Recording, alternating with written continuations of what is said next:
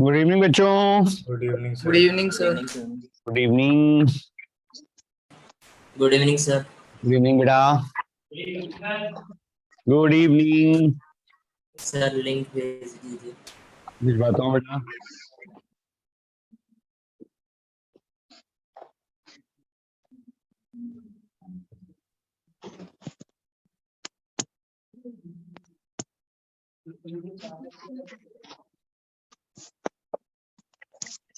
हाँ जी।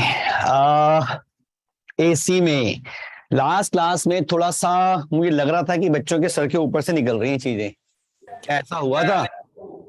सर बस वो फेज कौन लैग कर रहा है, वाला पार्ट लैग सर कर रहा था है, उसको थोड़ा याद ऐसा। नहीं रह पा रहा है। सर पिछली क्लास में रीकैप कर दो। पिछली क्लास रिकैप करवा दूं? जरा देखो भाई, कुछ पेज हैं इसमें। सर फिजिक्स में ना एक प्रॉब्लम और आ रही है कि ईएमआई के बाद से ना सब कुछ दिखना ही बंद हो गया। मतलब कुछ सर मतलब कुछ दिखता नहीं है फिजिक्स में। जैसे लास्ट ईयर के चैप्टर्स में दिखता था ना क्या हो क्या रहा है हर उसमें, पर इसमें 11th 12th में कुछ दिख ही नहीं रहा किसी चैप्टर में। पूरी 12th में कुछ नजर नहीं आता, सब कुछ इमेजिन करना पड़ेगा। इलेक्ट्रोस्टैटिक्स में क्या नजर आया था? सर उसमें फिर भी थोड़ा बहुत तो मतलब 1% तो दिखता था सर जब से एसी शुरू हुआ। नहीं, क्या देखा था? सर एक्चुअली एसी में कोई फोर्स वाली चीज नहीं आई ना, बाकी सब में हमने थोड़ा बहुत फोर्स पढ़ा तो फोर्स दिखता है। फोर्स को तो विजुलाइज कर लेते हैं हम आसपास, लेकिन आप ये सोचो कि चार्जेस कहीं यूज किए हैं? नहीं सर। कहीं आसपास देखे चार्ज? फील तो किया होगा कभी कभी, जब कभी प्लास्टिक की चेयर पे बैठ जाते हैं इंसुलेटेड शूज पहन के और थोड़ी देर बैठे रहें सर्दी के दिनों में और फिर टच करें तो करंट सा लगता है। Yes sir. Yes sir. वो स्टैटिक चार्ज आपकी बॉडी में प्रोड्यूस हुआ जो दूसरी बॉडी में ट्रांसफर होता है, बीच की एयर को आयनाइज करता है, स्पार्क प्रोड्यूस हो जाता है। पर वाली कंबल में ज्यादा से ज्यादा बार मैग्नेट देख ली, लेकिन करंट की वजह से मैग्नेटिक फील्ड कहीं देखी? नहीं सर। ये तो चीजें पूरी 12th की फिजिक्स ऐसी ही है। चलो देखो जी, लास्ट क्लास की जो बात करें, हमने एक LR सर्किट लिया था, आपको ध्यान हो तो स्टार्ट मैंने ऐसे किया था।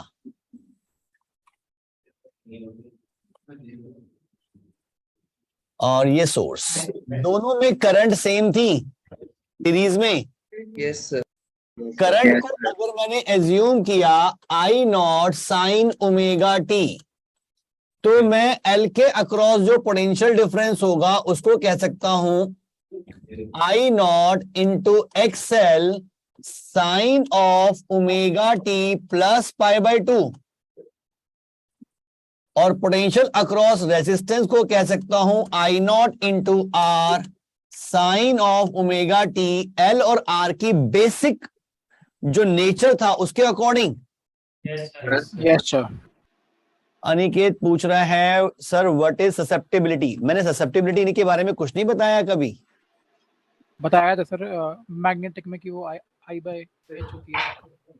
देख पुराने लेक्चर देख, होगी जरूर कहीं ना कहीं, उसको म्यू आर से लिंक भी किया था। म्यू आर इज 1 प्लस का ई। गलत जगह पहुंच गए, अभी हम एसी पढ़ लें पहले। ये हाँ बेटा बोल।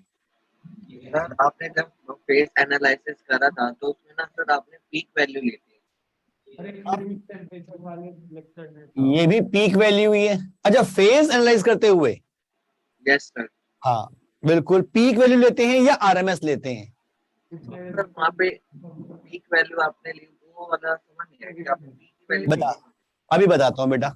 मैं इसी प्रोसेस को थोड़ा सा इजी कर देता हूं। जो आपने एसएचएम याद है? Yes sir. Yes sir. पहले एसएचएम की बात करते हैं। आपने एसएचएम में ऐसा पढ़ा था कि अगर दो एसएचएम दे रखे हैं, एक है y is equals to a sine omega t और दूसरा एसएचएम भी y एक्सिस के अलोंग है b sine of omega t plus कोई एंगल पाई बाय 2 ही ले लेते हैं जैसे इसमें था। इन दो एसएचएम को मुझे सुपर इंपोज कराना है। क्या कराना है? Super impose. तो रिजल्टेंट एसएचएम क्या बनेगा? तो क्या करते थे, इन दोनों को ऐड कैसे करते थे? अगर मैं एक को y1 एक को y2 कहूं तो y is equal to y1 plus y2 होता था। Yes sir. और इनको ऐड करने का एक आसान मेथड सीखा था आपने, वेक्टर एडिशन से। Yes sir. भाई अगर मैं इसको रेफरेंस ले लूं तो इस तरफ a के मैग्नीट्यूड का, यानी कि इस एसएचएम का जो एम्पलीट्यूड है उतने मैग्नीट्यूड का एक वेक्टर रेफरेंस ले लिया। दूसरा वेक्टर b मैग्नीट्यूड का बनेगा, लेकिन उसका फेज एंगल इससे π/2 आगे है, तो मैं b इधर दिखाऊंगा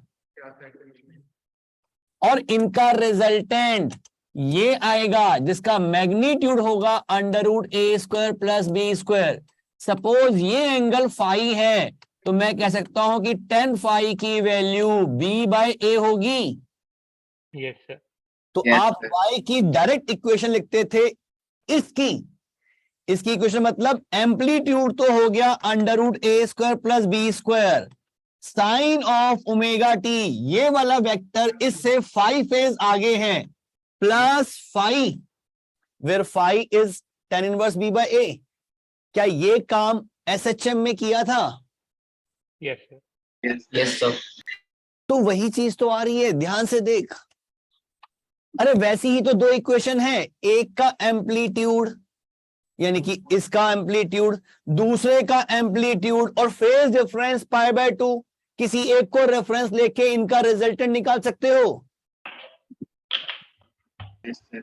ये जो भी v होगा इंस्टेंटेनियस v, ये VL प्लस VR के बराबर आएगा according to Kirchhoff's law. Yes sir. कह सकता हूं, तो इन दोनों को ऐड ही तो करना है, तो मैंने क्या किया, इसको सपोज रेफरेंस ले लिया, तो इधर एक वेक्टर बनाया, मैग्नीट्यूड कितना रखूं उसका, I0R। दूसरा वेक्टर उससे π/2 फेज एंगल आगे, मैग्नीट्यूड कितना रखूं, I0XL। Yes sir. और इन दोनों को मैं ऐड कर दूं ऐसे, तो ये कितना मिलेगा भाई, d² प्लस d² का अंडर रूट, यस सर। यानी कि Yes, sir. I0 √XL² plus R²। अब मुझे इस वेक्टर की इक्वेशन लिखनी है, सपोज ये एंगल फाई का है, तो मैं लिखूंगा v is equal to I0 छूट गया, I0 √XL² plus R² into sine of omega t. ये जो भी है वो इससे फाई है, इसका फेज था ओमेगा टी, तो इससे फाई ज्यादा प्लस फाई, ये बन जाएगी। लास्ट क्लास में मैंने ये यूज ना करके बिल्कुल बेसिक मेथड से इनको ऐड करके दिखाया था, लेकिन रिजल्ट देखो क्या आ रहा है।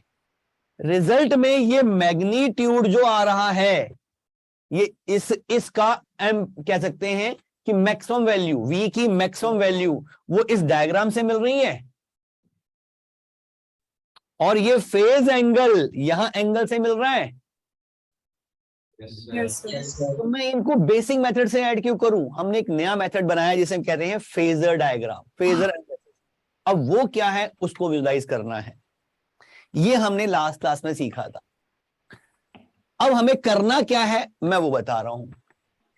सिंपल अगर हम बात करें, हमारे पास एक L C R, मान लो अब तीनों आ गए, और एक AC सोर्स, AC सोर्स दे रखा है V। अब मैं यूज कर रहा हूं RMS वैल्यूज, जब वापस चल के देखो, यहां हमने जो लिखा है ये पीक वैल्यू है, मैंने पीक वैल्यूज यूज की तो पीक वैल्यू मिल गई। Yes sir. अगर मैं यहाँ पे /√2 कर दूं, /√2 कर दूं, तो ये भी /√2 हो जाएगा। Yes sir. यानी कि अगर मैं RMS यूज करूंगा तो RMS मिल जाएगी। Yes yes sir. सर। क्या ये बात क्लियर है? Yes sir. लेकिन यहां एक चीज का और ध्यान रखो, ये relation V is equal to VL plus VR, ये ट्रू है अगर ये वैल्यूज इंस्टेंटेनियस वैल्यूज हैं। लेकिन अगर मैं यहां देखूं ध्यान से, ये वैल्यू जो है ये आरएमएस वैल्यू है वी आर की, यस सर। ये वी Yes, आर sir. की आरएमएस वैल्यू है, ये वी एल की आरएमएस वैल्यू है।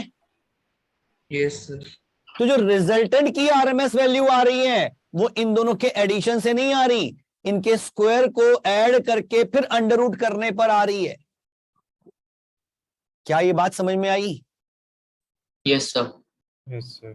ये इक्वेशन इंस्टेंटेनियस वैल्यूज के लिए ट्रू है। भाई किसी भी इंस्टेंट पे नेट पोटेंशियल ड्रॉप जीरो होना चाहिए, किरचॉफ लॉ कहता है, बिल्कुल ठीक है, मैंने लगा दिया।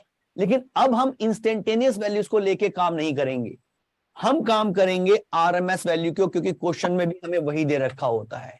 क्वेश्चन किस टाइप का आएगा जरा समझो इसको। एक सीरीज एलसीआर सर्किट है, एलसीआर, और उसके साथ हमने लगा दिया एक एसी सोर्स, एक ऐसा एसी सोर्स जिसका पोटेंशियल, मैं ऐसा करता हूं, डाटा ले लेता हूं अभी के लिए, 100 वोल्ट 50 हर्ट्ज। अगर मैं ऐसा लिखता हूं तो ये 100 वोल्ट क्या चीज है? RMS. RMS value. आरएमएस। आपको क्वेश्चन में जो दे रखा होगा वो आरएमएस वैल्यू दे रखी होगी, आपको इंस्टेंटेनियस वैल्यू नहीं दे रखी होगी, आपको पूरी इक्वेशन नहीं दे रखी होगी। आपको कहा जी एसी सोर्स यूज कर रहे हैं जो 100 वोल्ट का है, मींस उसकी आरएमएस वैल्यू 100 वोल्ट की है, फ्रीक्वेंसी दे रखी है। ठीक है जी, वापस चलें, हमें दे रखा है इस तरह से ये V, मुझे इस सर्किट में करंट निकालनी है, तो हम क्या करते हैं, मान लेते हैं इसमें करंट I की है, तो I तो तीनों में सेम होगा। हमेशा ऐसे सीरीज के लिए I को रेफरेंस ले लो, फेजर डायग्राम के अकॉर्डिंग आसान रहता है बहुत। I को रेफरेंस ले लो, पोटेंशियल डिफरेंस एज्यूम कर लो L के अक्रॉस VL, C के अक्रॉस VC, R के अक्रॉस VR। फिर ध्यान से सुन लेना, नोट भी कर लेना अपनी कॉपी पे, ये तीनों वैल्यूज आरएमएस वैल्यूज हैं, इंस्टेंटेनियस नहीं ले रहे। ये सारी वैल्यूज जो हम लेके चल रहे हैं, V, VL, VC, VR, ये सारी आरएमएस वैल्यूज हैं। अगर ये आरएमएस वैल्यूज हैं तो VL plus VC plus VR V के बराबर नहीं होगा, ये चीज ध्यान रखनी है। सर हाँ जी, सर यहाँ पे अपन इनको आरएमएस वैल्यू लेके क्यों चल रहे हैं? क्योंकि अपन को आरएमएस वैल्यू ही गिवन होगी इसलिए। आरएमएस वैल्यू ही गिवन होगी और आरएमएस ही निकालनी होगी। सर तो अपन ऐसे नहीं कर सकते, इस आरएमएस को पहले चेंज कर लें किसमें? वी नॉट में पीक में? यस सर, पीक में, और फिर उस काम करके फिर वापस करें। एक ही बात है, अगर ये सारी पीक वैल्यूज होती तो भी ये ट्रू नहीं था, क्योंकि सबकी पीक वैल्यू एक साथ नहीं आएगी। Yes sir. सब में करंट एक जैसी जा रही है। मान लो मैं कहता हूं कि इस समय करंट अपनी पीक पर है, करंट अपनी पीक पर है, तो वी आर अपनी पीक पे होगा क्योंकि सेम फेस में जाते हैं, लेकिन वीसी और वीएल तो अपने जीरो पे होंगे। Yes, sir. Yes sir. तो ये अगर पीक भी कहता हूं तो भी ये रिलेशन वैलिड नहीं है। ये relation VL plus VC plus VR equal to V valid होती अगर ये इंस्टेंटेनियस वैल्यूज होती। किसी इंस्टेंट पे भी क्लोज लूप में नेट पोटेंशियल ड्रॉप जीरो होगा, कंफर्म होगा, किरचॉफ लॉ कभी फेल नहीं है। यस ठीक है सर। तो अपन जैसे एलआर में कर रहे थे, वहां पे भी तो अपन इंस्टेंटेनियस ले रहे थे, पीक नहीं ले रहे थे वहां पे। मैंने इंस्टेंटेनियस से आपको समझाया, मैंने इंस्टेंटेनियस से समझाया कि अगर मैं इंस्टेंटेनियस लेके चलूं तो रिजल्ट ये आ रहा है। अब यही रिजल्ट निकालने के लिए मैं इतना लंबा मेथड क्यों करूं? मेरे पास एक आसान मेथड है, हम वो यूज करते हैं। Yes sir. सर तो ये सेम उसमें भी कर सकते हैं ना, बिल्कुल कर पीक सकते हैं, वैल्यू की मदद से। बिल्कुल कर सकते हैं। Okay. But sir last class में हमने वी नॉट लिखा था, मतलब हमने लास्ट क्लास में पीक वैल्यूज का निकाला था ये डेटा, जो मैं मतलब फेजर डायग्राम से। मैंने स्टार्ट पीक वैल्यू से ही किया था, बाद में √2 से डिवाइड किया बेटा, देख। सर तो मैं थोड़ा कंफ्यूज हो गया, तो अभी हम क्या, अभी हम आप पीक वैल्यू से करो या आरएमएस वैल्यू से करो, फेजर डायग्राम वैलिड है दोनों के लिए, इंस्टेंटेनियस वैल्यूज के लिए वैलिड नहीं है। इंस्टेंटेनियस वैल्यूज के लिए तो ये रिलेशन वैलिड होगी। ठीक है सर। ये इंस्टेंटेनियस वैल्यूज के लिए है। भाई किरचॉफ लॉ लगा, इसके अक्रॉस जो भी पोटेंशियल है किसी इंस्टेंट पे, इसके अक्रॉस जो है वो इसके बराबर आएगा, तभी तो नेट जीरो आएगा। समझ गया सर, समझ गया। लेकिन आरएमएस, अरे वो मैं कैसे कह दूं कि इन दोनों का सम इसके बराबर आ जाए, क्योंकि आरएमएस तो एक पर्टिकुलर पीरियड के लिए हम निकाल रहे हैं, एक इक्विवेलेंट करंट पोटेंशियल या इक्विवेलेंट करंट मान रहे हैं, तो वो तो हम नहीं कर सकते कि इनका सम इसके बराबर, वो तो आ भी नहीं रहा। इसकी पीक वैल्यू अगर मैं देख चलता हूं, वीएल की पीक वैल्यू जो है वो है आई नॉट एक्सएल। वीएल की पीक वैल्यू ये है, ये वाली। Yes sir. वी आर की पीक वैल्यू ये है, लेकिन नेट वी की पीक वैल्यू तो ये आ रही है, इन दोनों को सम करके नहीं आ रही। ठीक है सर। लेकिन इस पूरी इक्वेशंस को ऐड करूंगा तो ये पूरी इक्वेशन मिल रही है। क्या डिफरेंस समझ में आ रहा है? Yes yes sir. अब ये तो बेसिक थ्योरी है, लेकिन हमें क्या करना है एसी में? दो तरीके होते हैं, एक मेथड कॉम्प्लेक्स नंबर यूज करके भी होता है जो आगे ग्रेजुएशन में पढ़ाया जाता है, लेकिन अभी मैं इसका बता रहा हूं। कभी एक्स्ट्रा टाइम मिला तो कॉम्प्लेक्स नंबर की थ्योरी भी देखेंगे इसमें हम क्या करते हैं बेटा, जैसे सर्किट ये दे रखा है, ये V है, करंट I मान ली, इसके अक्रॉस VL, इसके अक्रॉस VC, इसके अक्रॉस VR जो RMS वैल्यूज हैं। मैंने I को फेज मान लिया, इनिशियल रेफरेंस मान लिया, तो मैं कह सकता हूं कि जो VR है वो इसी फेज में होगा। VR और I सेम फेज में होंगे। VL इससे π/2 फेज एंगल आगे होगा, और VC करंट से π/2 फेज एंगल पीछे होगा। Yes sir. ये फेजर डायग्राम हमें 99% क्वेश्चन, एसी के 99% क्वेश्चन में यूज करना है। जहां भी एलसीआर सर्किट आ जाए हमें यही यूज करना है बस। ये सारी आरएमएस वैल्यूज है। अब इन तीन वेक्टर्स को ऐड कर दूंगा तो ये V मिल जाएगा मुझे। अब इन वेक्टर्स को कैसे ऐड करूं? तो देखो VL और VC अपोजिट डायरेक्शन में है। Yes sir. मैंने जानबूझ के एक केस ले लिया कि VL बड़ा है VC से, हो सकता है VC बड़ा हो VL से, ये भी पॉसिबल है। मैंने एक केस ले लिया कि VL VC से बड़ा है। अगर ये बड़ा है तो नेक्स्ट केस क्या बनेगा भाई? अगर मैं I इधर लेकर चलता हूं तो राइट में बचेगा VR और ऊपर बचेगा VL minus VC। Yes sir. 90 के फेज डिफरेंस पर, और इन दोनों का रिजल्टेंट के लिए मैं पैरेललोग्राम लॉ लगा दूं, ये होगा V। तो इस V को मैं क्या लिख सकता हूं? This square plus this square का under root. Yes sir. Yes sir. चलो भाई, मतलब मुझे मिल रहा है net V is equals to VL minus VC का स्क्वायर प्लस VR का स्क्वायर का under root. Yes sir. Yes. कह सकते हैं ऐसा। अब ध्यान से देखो, ये VL था क्या? VL को मैं लिख सकता हूं, हाँ जी, सर एक बार दोबारा बता दो कि हमने VL माइनस VC क्यों किया? अपोजिट डायरेक्शन में अगर दो वेक्टर्स हैं तो उनको कैसे ऐड करोगे बेटा? अच्छा अच्छा ठीक है। उनके मैग्नीट्यूड सबट्रैक्ट हो जाएंगे और रिजल्टेंट किस तरफ आएगा? जिसका मैग्नीट्यूड ज्यादा है उसकी तरफ। मतलब सिंपल वेक्टर्स एडिशन। ये तीन वेक्टर्स मिल गए, VR, VL, VC। इन तीन वेक्टर्स का एडिशन करो, रिजल्ट जो है वो ये V है जो सोर्स है। क्या ये बात क्लियर? लेकिन ये तो आरएमएस वैल्यूज है ना तीन। तभी तो निकाल रहे हैं वेक्टर एडिशन से। अगर इंस्टेंटेनियस होती तो मैं डायरेक्टली ऐड कर देता, V मिल जाता। हम जैसे आरएमएस, जैसे सर अगर हम आरएमएस वैल्यू का रिजल्टेंट निकालेंगे तो V की आरएमएस वैल्यू निकलेगी, है ना? V सभी के आरएमएस वैल्यू का वेक्टर एडिशन करेंगे तो V की आरएमएस वैल्यू मिलेगी। Vector addition. हाँ, ओके सर। ऐसे ऐड नहीं कर देना कि VR plus VC plus VL कर दिया और V बना दिया, नहीं होगा। वो इंस्टेंटेनियस वैल्यूज के लिए होता है। और जो आपने बॉक्स में लिखा है VL plus VC plus VR, वो अलजेब्रिक एडिशन आपने बताया है। हाँ, ये अलजेब्रिक एडिशन में कर दूं तो ये तो ट्रू नहीं है, ओके सर। क्योंकि अगर ये इंस्टेंटेनियस वैल्यूज होती तो ये इक्वल होता, लेकिन ये तो आरएमएस वैल्यूज हैं तो ये इक्वल नहीं है।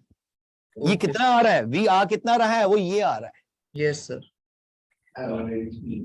अब VL का मतलब जो है वो I इंटू XL होगा, यस सर। यस और सर। I भी आरएमएस वैल्यू है।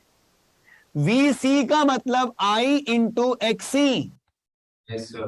और वी आर का मतलब आई इंटू आर। ये डाटा अगर मैं इसमें पुट करूं तो मुझे मिलेगा अंडर रूट में I XL, I XC, I R, तो आई तो कॉमन आ जाएगा, yes sir, XL minus XC का square plus R square, yes sir, यानी कि नेट ईएमएफ जो हम दे रहे हैं अपॉन नेट करंट इक्वल आ रही है एक्सएल माइनस एक्सी का स्क्वायर प्लस आर स्क्वायर के। ध्यान से देखो, ओम्स लॉ के अकॉर्डिंग ये भी तो कुछ रेजिस्टेंस जैसा ही काम कर रहा है। Yes sir. भाई एक्सएल जो था उसको हमने नाम दिया inductive reactance, XC capacitive reactance, अलग अलग थे, आर कंडक्टर का रेजिस्टेंस। अब ये तीनों मिलकर जो हिंड्रेंस ऑफर कर रहे हैं करंट के पाथ में, इसको एक नाम दिया गया है इंपीडेंस, जिसको हम Z से रिप्रेजेंट करते हैं। तो Z की वैल्यू आ रही है under root XL minus XC का स्क्वायर प्लस आर स्क्वायर। ये एक नई टर्म आपके लिए इंपीडेंस, यानी कि एसी सर्किट में एलसीआर अगर दे रखा है तो उसमें जो नेट रेसिस्टेंस या नेट हिंड्रेंस जो आ रही है उसे हम इंपीडेंस कह रहे हैं, और वो ये मिल रहा है, यानी कि हमारे पास रिलेशन मिल रही है वही Ohm's law, V is equals to I Z, बस R की जगह पे अब Z आ गया। तो ये इंपीडेंस क्या है समझ में आ रहा है? Yes, sir. Yes sir. लेकिन इंपीडेंस की रिलेशन देखो, ये वैसे ही है जैसे V की रिलेशन थी, यानी Yes, कि sir. इसका भी हमने एक डायग्राम बनाना शुरू कर दिया कि मान लिया भाई इधर करंट का फेज है तो R का फेज इसी तरफ हो, एक्सएल ऊपर हो और एक्सी नीचे, तो भी तो इन तीन वेक्टर्स का रिजल्टेंट यही मिलेगा। यस सर, यस हमने इसको ऐसे बनाना शुरू कर दिया, इधर R in the direction of current, in the direction of current, और साथ में दिखाया भाई इस तरफ XL माइनस XC, तो ट्रायंगल लॉ के अकॉर्डिंग ये Z होगा, यस सर, ये Z होगा। Yes sir. इस ट्रायंगल को हमने नाम दे दिया इंपीडेंस ट्रायंगल, इसे कहते हैं इंपीडेंस ट्रायंगल, जिससे हम नेट रिजल्टेंट इंपीडेंस निकालते हैं कितना है। हाँ जी सर, ये जो हमने इम्पीडेंस निकाला है वो तो तभी वैलिड है ना कि जब VL की वैल्यू ज्यादा हो VC से। अगर VC की वैल्यू ज्यादा हुई तो ये ऊपर की जगह नीचे दिखा देगा रिजल्टेंट, कोई फर्क नहीं पड़ रहा, ब्लड में तो कोई फर्क नहीं है। फॉर्मूला तो यही लगेगा। देख एक्सएल बड़ा हो या एक्सी बड़ा हो, यहां तो स्क्वायर है, अच्छा हाँ, क्या फर्क पड़ेगा, Z की वैल्यू तो इसी से निकलेगी। हम राइट कर लेते हैं कि एक बड़ा है। अगर XC बड़ा होता XL से तो मैं लिखता XC माइनस XL का whole square plus R square का अंडर रूट। Yes sir. अगर ये लिख दूं तो भी क्या गलती है, स्क्वायर है, मैं XL माइनस XC लिखूं या XC माइनस XL लिखूं बराबर ही बात हो जाएगी। Yes, sir. Yes sir. तो इंपीडेंस का फॉर्मूला तो यही चलेगा। क्लियर है ये? सर क्वेश्चन में हमेशा आरएमएस ही दिया हुआ होता है। हाँ, जनरली आरएमएस, जब तक लिखा ना हो आप हमेशा आरएमएस ही लेके चलोगे।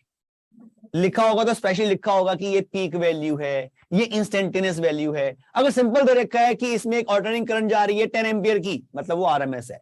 एक एसी सोर्स है 50 वोल्ट का, मींस वो आरएमएस है। वो लिखा नहीं होगा कि ये आरएमएस है। सर कल हमने जो इक्वेशंस बनाई थी फेजर एनालिसिस से, हम्म, उससे हमने पीक वैल्यूज ली थी और उसको हमने बाद में इंस्टेंटेनियस में कन्वर्ट कर दिया था ओमेगा टी प्लस फाइव करके, sign omega t plus five, ये जैसे आज भी किया।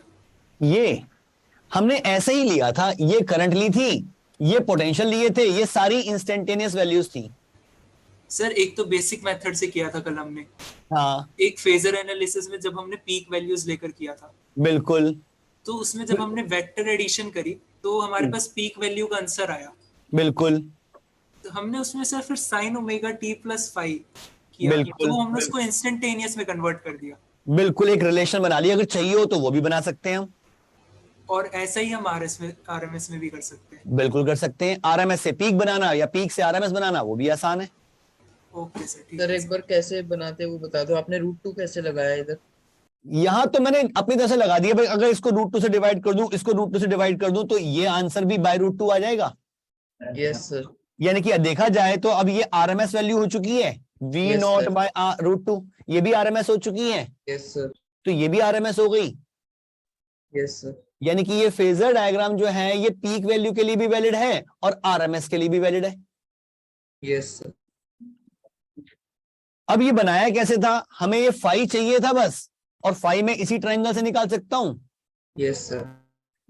चलो अभी हम अप्लाई करके भी देख लेते हैं इसको। हमने ये काम किया, एलसीआर सर्किट लिया, नेट वी निकाला, नेट वी मुझे ये मिल गया और मैंने उससे इंपेडेंस बना लिया। लेकिन अगर मैं इसमें इंस्टेंटेनियस लिखने के लिए कहूं कि भाई मुझे अगर करंट की इंस्टेंटेनियस वैल्यू दे रखी है, अब सिंबल चेंज करने पड़ेंगे वरना मिक्सिंग हो जाएगी, क्योंकि यहां हमने लिया आई आरएमएस, तो मैं इंस्टेंटेनियस के लिए आई टी सिंबल यूज कर लूं, I T yes sir. Instantaneous value.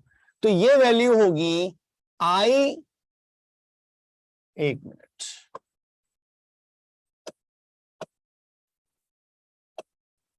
ये वैल्यू लिख सकता हूं मैं, ये थी आरएमएस, आई √2 into sine omega T. Suppose मुझे ये दे रखी है आई टी, सपोज, क्योंकि किसी ने किसी की तो इंस्टेंटेनियस दे रखी होगी तभी तो बाकियों की डिफाइन करेंगे।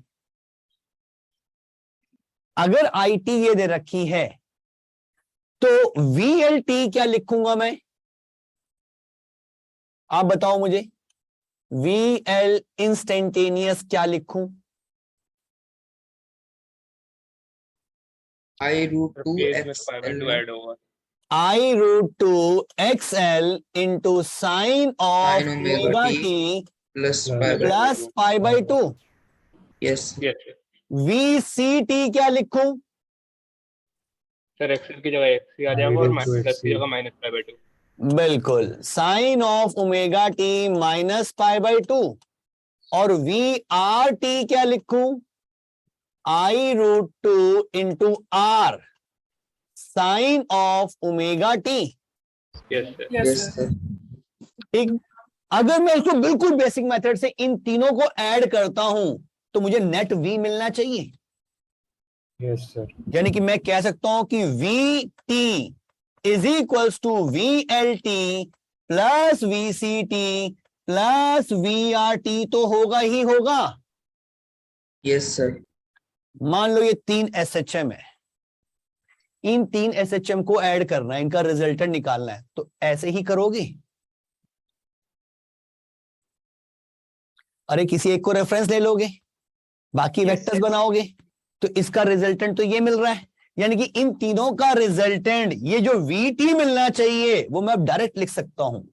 VT is equals to net V कितना आएगा, जो यहां मिला हमें ये V मींस √ ऑफ आई बाहर रख दूं, या सिंबल्स तो हमने सीख ही लिए हैं कौन सा किसके लिए है, तो मैं यहां लिख देता हूं आई √2 x की जगह पे पूरा Z ही लिख दूं।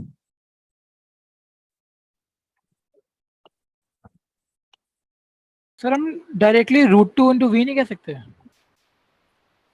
हाँ तो V कितना है पता नहीं ना, अच्छा ठीक है सर। √2 इंटू वी करोगे तो वो पीक वैल्यू मिलेगी, तो V तो निकालना था मुझे, तो मैं उसको VT में लिख रहा हूं, ये हो गया उसकी पीक वैल्यू। यस इंटू में साइन ऑफ ओमेगा टी, साथ में क्या लगाऊं? अब देखो मैंने करंट का जो रेफरेंस लिया है, करंट का फेज है ओमेगा टी, और जो नेट भी आ रहा है वो करंट से कुछ फेज आगे आ रहा है। Yes sir. ये अगर मैंने फाई माना तो मैं यहां पे प्लस फाई लिखूंगा, यस सर। और ये फाई क्या है वो इस ट्रायंगल से मिल जाएगा। Yes sir. यानी कि अगर कभी जरूरत पड़ी, जो आज तक पूछा नहीं गया, मान लो आपसे इंस्टेंटेनियस वैल्यूज भी पूछ लें कोई एक देकर, तो निकाल सकते हो? Yes sir. Yes, sir. वैसे हमारा काम जो होना है वो इसी से होना है, आरएमएस से या पीक से। हमें इंस्टेंटेनियस वैल्यू की जरूरत नहीं पड़ेगी। लेकिन सर क्वेश्चन हम्म क्वेश्चन कैसा पूछता है आरएमएस वैल्यूज देकर? अभी बताता हूं। अभी तो पहले समझ लो ये है क्या, फिर Yes, करना है। sir. क्वेश्चन कैसे करने हैं वो भी सब डिस्कस करेंगे बेटा।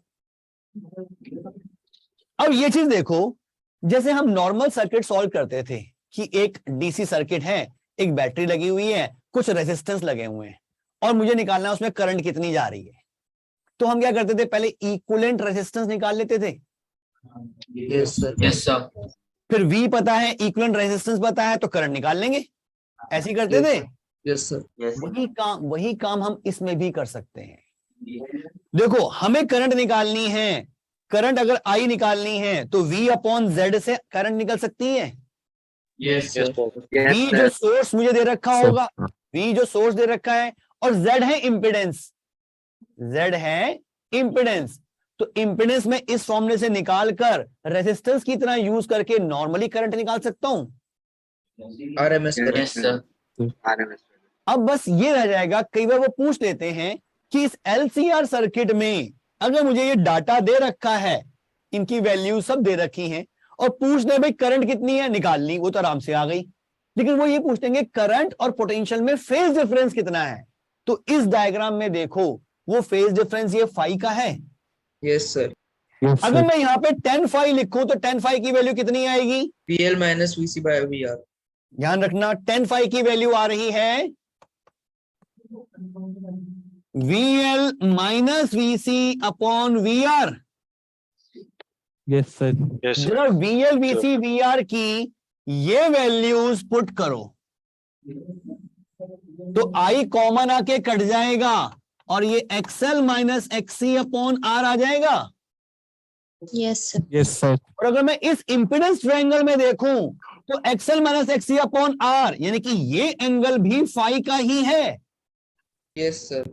यानी Yes, कि sir. फाई तो फेज डिफरेंस तो मुझे यहां से भी मिल जाएगा, फेज डिफरेंस तो मुझे इस इंपेडेंस ट्रायंगल से भी मिल रहा है। क्या ये बात विजुलाइज कर पा रहे हो?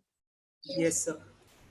ये बेसिक थ्योरी। अब इसका यूज कैसे करना है थोड़ा सा आइडिया मैंने दे दिया है। अभी क्वेश्चन करते हैं और समझ में आएगा। नॉर्मल ओम्स लॉ वाले क्वेश्चन जो 10th में किए थे, इक्विवेलेंट रेजिस्टेंस निकालो, पोटेंशियल दे रखा है, करंट डिफाइन कर दो। तो लेकिन अब इक्विवेलेंट रेजिस्टेंस की जगह में हमें क्या निकालना है? इंपेडेंस। पोटेंशियल में दे रखा है AC का, उससे मैं करंट निकाल सकता हूं। Yes sir. करंट निकल गई, उससे ज्यादा से ज्यादा पूछ लिया भाई करंट और पोटेंशियल जो नेट आ रहा है उसमें फेज डिफरेंस कितना है, तो इंपेडेंस ट्रायंगल से मैं विजुलाइज कर सकता हूं। Yes sir. जरा एक आधा क्वेश्चन करके देखते हैं। सर हमेशा सीरीज में ही मिलेगा हमें? नहीं, पैरेलल में भी आएगा, वो भी देखते हैं। थोड़ा मुश्किल होता है, वो एडवांस में ही आता है बस। सर हाँ जी। सर ये फेजर एनालिसिस तो आ गया, लेकिन इंस्टेंटेनियस निकाला वो थोड़ा समझ में नहीं आया। कोई पूछेगा नहीं, लेकिन मैं फिर भी अभी रिपीट कर देता हूँ। अभी रिपीट कर देता हूँ बेटा। देख पहले इस क्वेश्चन को देख लेते हैं। An electric lamp which runs at 40 volt and consumes 10 ampere current is connected to AC mains at 100 volt and 50 hertz supply. Calculate the inductance of the required chalk for lamp to glow at full brightness. थोड़ा सा बड़ा question, मुश्किल वाला आ गया, पहले ही tricky question आ गया। एक आसान वाला देख लें पहले। Find the effective current. हाँ ये देखते हैं बेटा पहले। In a circuit, a resistance of 40 ohm and a capacitor of capacitance this are connected in series across a 500 volt and 120 hertz AC source. Find the effective current in the circuit and phase difference between the current and source EMF. इसी type के question maximum आते हैं। Question में क्या दे रखा है भाई? एक रेसिस्टेंस है और एक कैपेसिटर है और एक AC सोर्स है। रेसिस्टेंस दे रखा है 40 ओम का, कैपेसिटर दे रखा है 1250 अपॉन 9 पाई माइक्रोफेरेड का, और ये है 500 वोल्ट एंड 120 हर्ट्ज की सप्लाई। हमें निकालना है इफेक्टिव करंट। सबसे पहले क्या करूं आप बताओ? इम्पीडेंस इम्पीडेंस इम्पीडेंस के लिए हमें Impedance. चाहिए, इसमें इम्पीडेंस के लिए हमें चाहिए होगा आर और एक्सी, एल तो है ही नहीं, Yes, sir. तो Yes, पहले sir. मैं एक्सी निकाल लूं। Yes, sir. एक्सी का मतलब है 1/c omega, Omega. 1/c into 2πf, 1/c है 1250/9 pi into 2 pi into F, frequency 120 hertz. Yes, sir. पाई तो कैंसिल हो गया, कुछ और कैंसिल हो रहा है, 3 से कैंसिल करें, 3 3 3 4 3 तो ऊपर चला जाएगा और तो कुछ कैंसिल हो नहीं रहा, ये हो जाएगा। अच्छा ये सी भी जो था ये माइक्रो फेरेड में था, तो ऊपर 10⁶ लगा दूं, यस सर 3 इंटू 10⁶, नीचे क्या आ रहा है 1250 इंटू 2, ये कितना हो गया 1250 इंटू 2 2500 इंटू 40, 3 0 ये और 25 4 100, 2 0 ये, तो यहां पे 30 आ जाएगा। रह जाएगा, मींस 30 30 ओम, ये आ गया एक्सी। यस सर जब एक्सी निकल गया तो जेड निकल सकता है, XC square plus R square, क्योंकि एक्स एल तो है ही नहीं। Yes sir Yes, sir. कितना आ गया ये 40 और ये 30, 40 स्क्वायर प्लस 30 स्क्वायर का 50. अंडर रूट, 50 ओम का इंपिडेंस, तो करंट निकाल सकता हूं क्योंकि V तो दे रखा है, 500/50 10 एम्पियर की करंट आ गई। Yes, sir. यस सर कैसे निकाली, सिंपल है, ओम्स लॉ और कुछ भी नहीं है, यस सर, सर फर्क क्या है? एक्सेल बस इंपिडेंस निकालते समय हमें वेक्टर एडिशन का ध्यान रखना है बस, बाकी सब तो आसान। यस सर यस सर ये प्रोसेस हर एलसीआर सीरीज सर्किट में लगेगा। अब ये आई निकल गया, लेकिन उसने एक चीज और पूछी है, phase difference between current and source EMF, तो मैं भाई इंपिडेंस tan ट्रायंगल, inverse 3/4 हाँ ये मान लिया मैंने आई है इस तरफ, अगर इधर आई है तो मुझे पता है कि आर इधर लूंगा और दूसरा एक्सी जो है वो नीचे होगा, यानी कि इधर आएगा जेड और ये होगा फाई, तो फेज डिफरेंस अगर मैं कहूं 10 फाई निकालूं तो R upon XC, sorry XC upon R, XC upon R 3/4, yes 3/4 का मतलब कितना एंगल होता है डिग्री 37 डिग्री, यानी कि phi is equal to 37 degree. Phase difference कह रहा हूं, लेकिन एक बात और क्लियर कंफर्म कर सकता हूं इसमें कि भाई 37 डिग्री से जो पोटेंशियल है वो करंट से लैग कर रहा है, या करंट जो है वो पोटेंशियल से लीड कर रही है बाय फेज एंगल 37 डिग्री। क्या ये बात क्लियर? यस सर मतलब इस डायग्राम से मुझे ये भी समझ में आ रहा है कि करंट लीड कर रही है या पोटेंशियल लीड कर रहा है। कोई कुछ पूछ रहा था? हाँ सर आपने एंगल कैसे निकाले को दोबारा बता दो 10 अरे वेक्टर एडिशन कर रखा है तुमने, इस ट्रायंगल में ये जो ऊपर का ट्रायंगल एज्यूम कर ले, ये रेक्टेंगल ट्रायंगल है, 10 फाई की value perpendicular upon base, yes sir perpendicular है एक्सी, बेस है आर, एक्सी अपॉन आर, देख 3/4 नहीं होगा क्या? क्लियर? नीचे पॉइंट करेगा हमेशा हमेशा देख, अभी मैंने फेजर डायग्राम में दिखाया, यस सर आर एक्सी उससे π/2 फेज एंगल पीछे और एक्सएल उससे π/2 फेज एंगल आगे, जैसे वीएल वीसी बिल्कुल वैसी एक्सएल एक्सी, ओके सर हमेशा यही डायग्राम दिमाग में लेके चलना है, या तो ये वाला इंपेडेंस की टर्म्स में या फिर पोटेंशियल की टर्म्स में, देख लो बात एक ही है। क्या ये क्लियर है? Yes, sir. Yes sir yes sir ये क्वेश्चन समझ में आ रहा है? Yes sir Yes, sir. जरा इस क्वेश्चन को देखें।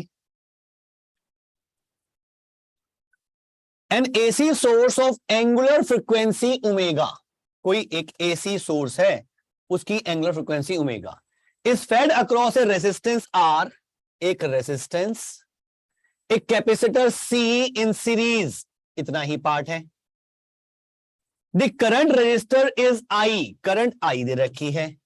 If now the frequency of the source is change to omega by 3, omega को ओमेगा बाय 3 में चेंज किया, but maintaining the same voltage, voltage V की वी रखी। The current in the circuit is found to be halved, current I से I by 2 हो गई। Calculate the ratio of reactance to the resistance at original frequency. देखो भाई, frequency change करने से फर्क किसको पड़ेगा? रिएक्टेंस। आर को तो कोई मतलब ही नहीं है फ्रीक्वेंसी से, आर को तो फ्रीक्वेंसी से कोई मतलब नहीं।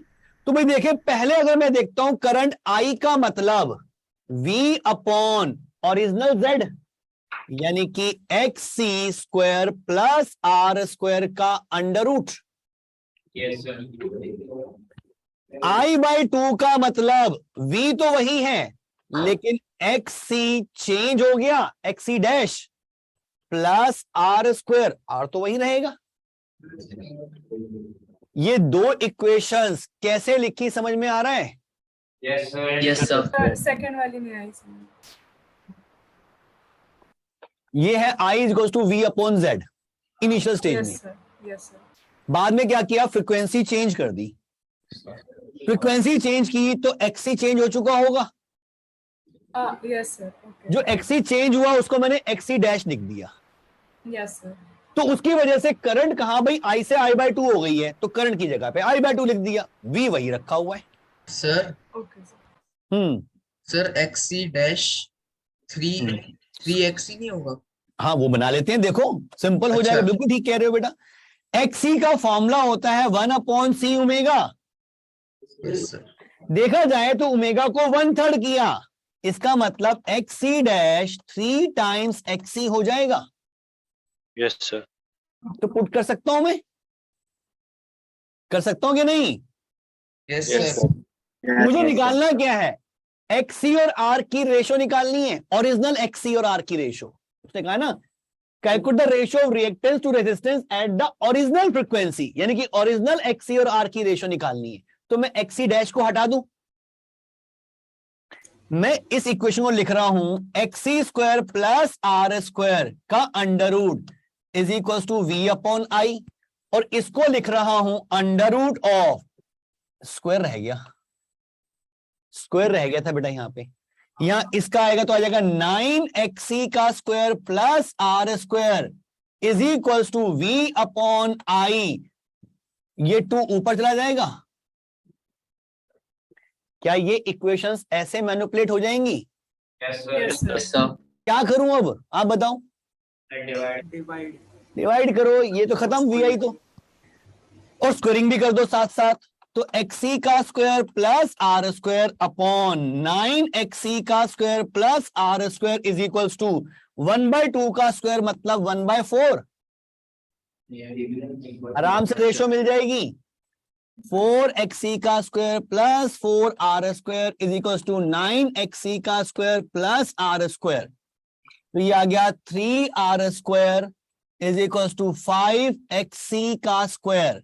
तो XC अपॉन R की वैल्यू आ गई अंडर रूट 3/5। Yes sir. क्या मुश्किल क्वेश्चन है? सिर्फ ओम्स लॉ लग रहा है और कुछ लग ही नहीं रहा, सिर्फ ओम्स लॉ। ध्यान क्या रखना है, नई चीज इंपिडेंस। इंपिडेंस कैसे निकालना है बस। क्या ये बात clear? Yes sir. Yes sir. अब चलें जरा उस क्वेश्चन पे जो हमने छोड़ दिया। An electric lamp which runs at 40 what and consume 10 ampere current is connected to an AC mains 100 volt 50 hertz supply. Calculate the inductance of the required choke for lamp to glow at full brightness. ये तो information incomplete है।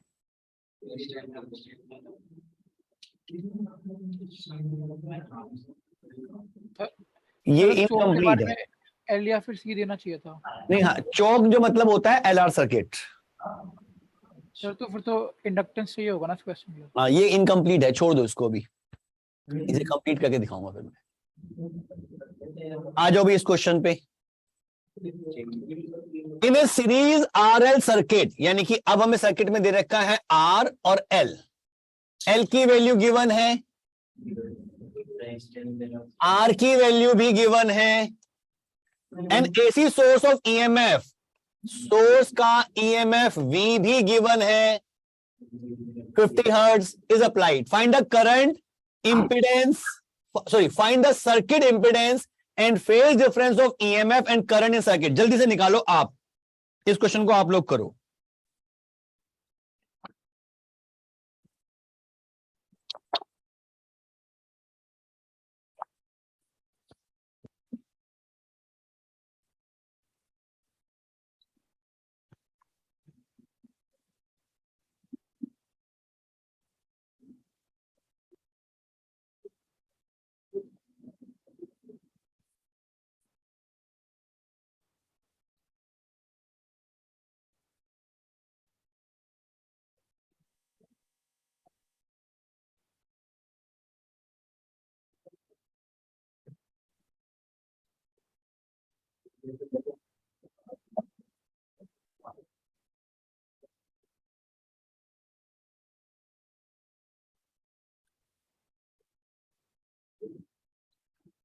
Impedance निकालने के लिए पहले क्या निकालोगे?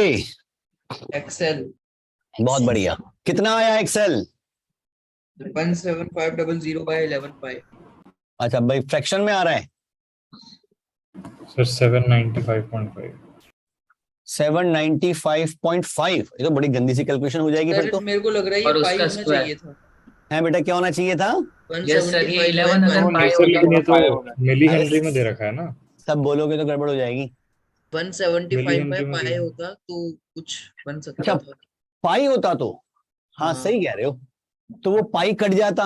हाँ, इसे पाई कर लो, 11 की जगह पे पाई कर लो, देखो शायद आसान हो जाए कैलकुलेशन। 17.5 ये आ जाएगा L ओमेगा।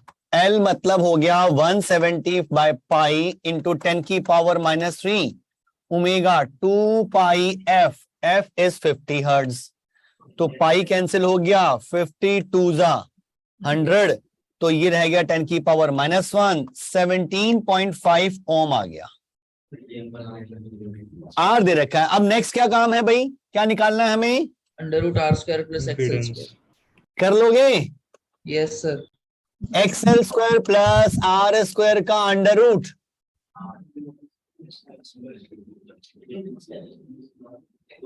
और ये निकल गया, तो ये फेज डिफरेंस कैसे निकालोगे भाई?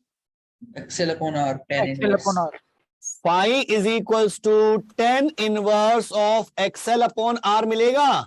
Yes sir. XL पता है, R पता है, तो फेज डिफरेंस निकाल सकते हैं। लेकिन ये बताओ कि पोटेंशियल लीड कर रहा है या करंट? पोटेंशियल। क्योंकि R इस तरफ आएगा करंट की डायरेक्शन में और XL ऊपर होगा, तो रिजल्टेंट जो है Z वो तो करंट से 5 फेज एंगल आगे है, और जिस तरफ Z है उसी तरफ V होता है। Yes sir. तो आसान है क्वेश्चन, इजी है। मेंस में ना ऐसी एक आध बार दिक्कत आती है, मतलब कैलकुलेशन ऐसी सी होती है वो सॉल्व ही नहीं होती है। बिल्कुल, AC में यही प्रॉब्लम है, कैलकुलेशन या तो फिर भी डाटा मैंने आसान पाई की फॉर्म में है, कई बार पाई दे नहीं रखा होता, बड़ी गंदी कैलकुलेशंस आ जाती हैं। लेकिन इस बार जो मेंस में क्वेश्चंस आए हैं उनमें कैलकुलेशन ज्यादा नहीं थी, उसमें कुछ ऐसे डाटा दे रखा था कि वो इजीली कट कटा के आंसर आसानी से आ रहे थे। चलो एक क्वेश्चन और देखो भाई। कंसिडर ए RLC सर्किट, यानी कि तीनों चीजें हैं, driven by an AC generator with regular frequency. Frequency दे रखी है 180 रेडियन पर सेकेंड, मतलब हर्ट्ज नहीं, 180 रेडियन पर सेकंड मतलब ओमेगा। ओमेगा। हाँ, if the resistance has R दे रखा है, कैपेसिटेंस दे रखा है, ये माइक्रोफैरेड होना चाहिए ना, and the inductor has this milli henry, then what is the phase angle phi of the current related to the driving EMF? means वही V और I में phase difference निकालना है। क्या करूं? फॉर्मूला बता दो मुझे बस। Under root phi is equals to tan inverse of XL minus XC upon XL minus XC R। Better है इसका मॉडुलस लगा दूं अभी तो, क्योंकि मुझे नहीं पता कि XL बड़ा होगा या XC बड़ा होगा। Yes sir. इससे मैं फेज डिफरेंस निकाल लूंगा, और अगर XL बड़ा हुआ XC से तो मैं कहूंगा कि पोटेंशियल लीड कर रहा है करंट से।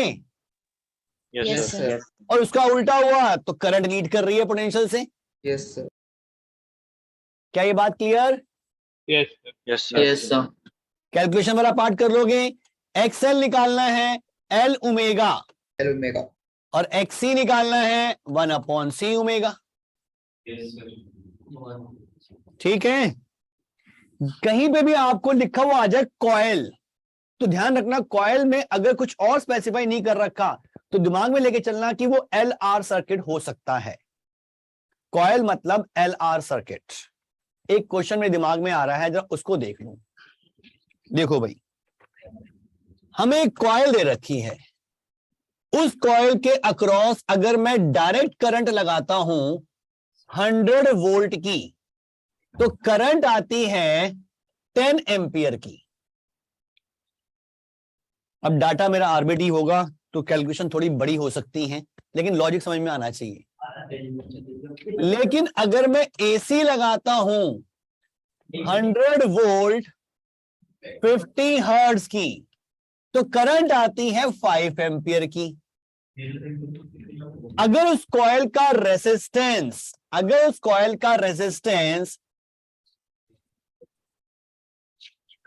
तो निकल ही जाएगा भाई, कोई दिक्कत ही नहीं है।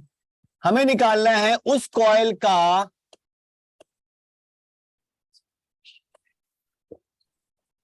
Self inductance. इंडक्शन कितना है वो निकालना है, एल कैलकुलेट करना है, कॉइल का एल।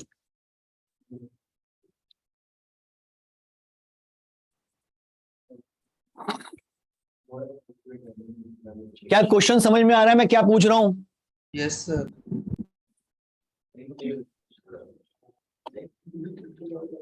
एक कॉइल दिमाग में लेके चलो, LR सर्किट।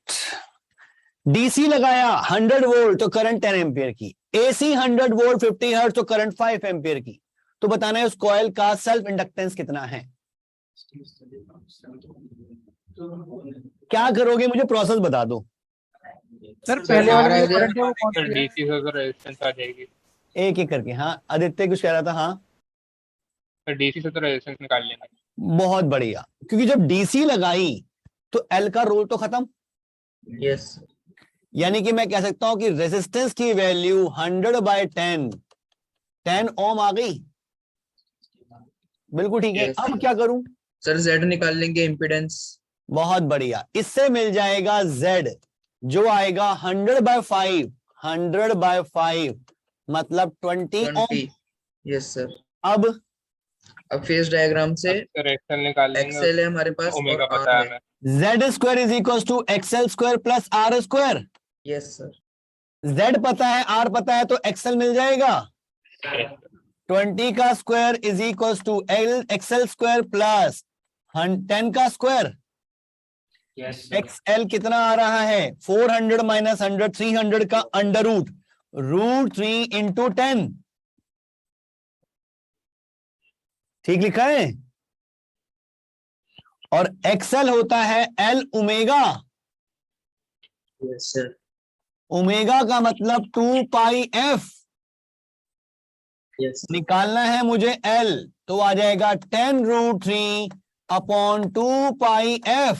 और F भी दे रखी है, frequency 50 hertz. Yes sir.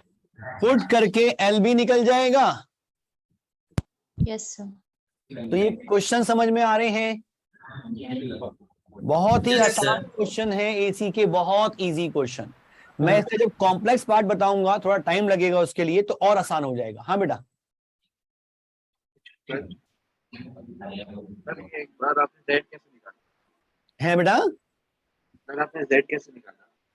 Z, इतनी एसी वोल्टेज दी गई, इतनी करंट आई, तो V बाय आई इम्पीडेंस नहीं हो जाएगा? Yes, sir. एसी में तो V बाय आई को मैं जेड ही कहूंगा इम्पीडेंस। Yes. डीसी में तो इंडक्टर ने कुछ करना ही नहीं है, तो V by I simply resistance बन जाएगा।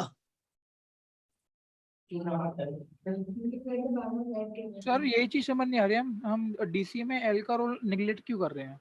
डीसी में मेरा बच्चे देख जरा, अगर स्टेट ये भी रखी है वो। इंडक्टर, ये रेसिस्टेंस और ये बैटरी लगी हुई है एल आर, और ये बैटरी लगी हुई है 100 वोल्ट की, ठीक है जी। करंट जा रही है 10 एम्पियर की। क्या कहेगा रेजिस्टेंस कितना है? ये एल कुछ करेगा इस समय 10 एम्पियर पे? ये स्टडी स्टडी बता रखी होगी ना। हाँ सर फिर ठीक है, वो वही। अदरवाइज तो करंट वेरी कर रही है। फिर कौन सी करंट बता रखी है भाई, बताओ हमें। किस इंस्टेंट की बता रखी है वो भी बताओ। स्विच कब क्लोज किया था ये भी बताओ। अगर उसे सिंपल ये कह दिया कि इतने वोल्ट डीसी लगाई और इतनी करंट मिल रही है, मींस वो स्टडी स्टेट की बात कर रहा है। ठीक है सर, फिर तो ठीक है। अदरवाइज तो मैं कुछ बता ही नहीं सकता। हर इंस्टेंट में अगर मैं कहता हूं कि T0 पे मैंने स्विच को क्लोज किया, उस समय उसके बाद तो करंट लगातार चेंज हो रही होगी, तो वो कौन सी करंट दे रखी है उसको बताना पड़ेगा फिर। ठीक है सर। चलो जी, एक बढ़िया क्वेश्चन देखते हैं। अब एक ऐसा क्वेश्चन, भाई तो ये तो होगा बहुत सिंपल क्वेश्चन जो आपके बोर्ड में जेई मेन में ऐसे ही आएंगे। और अगर मैं बात करता हूं एडवांस की, तो थोड़ा सा वो हेर फेर कर देते हैं। और क्या हेर फेर है? अगर फेजर डायग्राम समझ में आ गया है तो वो हेर फेर भी कोई मुश्किल काम नहीं है। देखो एक क्वेश्चन देखते हैं। सर ये फेजर डायग्राम बोर्ड में लगा सकते हैं ना? बिल्कुल लगाना है, यही करना है। Yes sir. बोर्ड में यही लगाना है बेटा। कॉम्प्लेक्स नंबर का जो फंडा बताऊंगा वो मत लगाना कभी। जब कोर्स खत्म होने के बाद दोबारा से जब हम रिवीजन कर रहे होंगे तो फुर्सत से कॉम्प्लेक्स नंबर के बारे में डिस्कस करेंगे। Okay sir. अच्छा जी, मैं एक सर्किट लेके चल रहा हूं जिसमें एक L है, एक R है, और इसके पैरेलल में C और R है, और यहां लगा दिया मैंने एक AC सोर्स। कुछ वैल्यूज भी ऐसी डाल दूं कि कैलकुलेशन मेरी आसान हो जाए। सर टर्म्स ही रख लो। टर्म्स में फिर वो कैलकुलेशन नहीं कर पाओगे, समझा नहीं पाऊंगा कैसे, डाटा लेना पड़ेगा।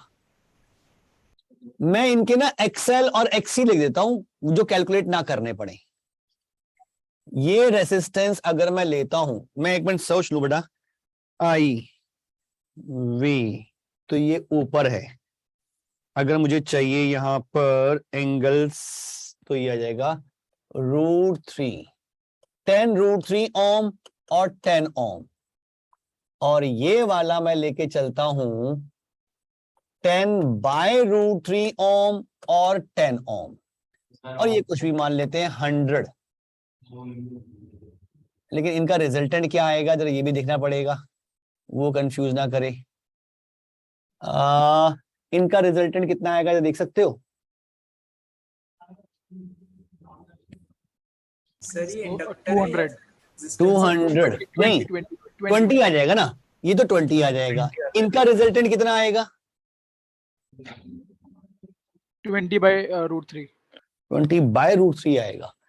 तो ऐसा करते हैं, इसमें कुछ चेंज कर देते हैं। कैलकुलेशन आसान चाहता हूं मैं कि कैलकुलेशन में हम खराब ना करें।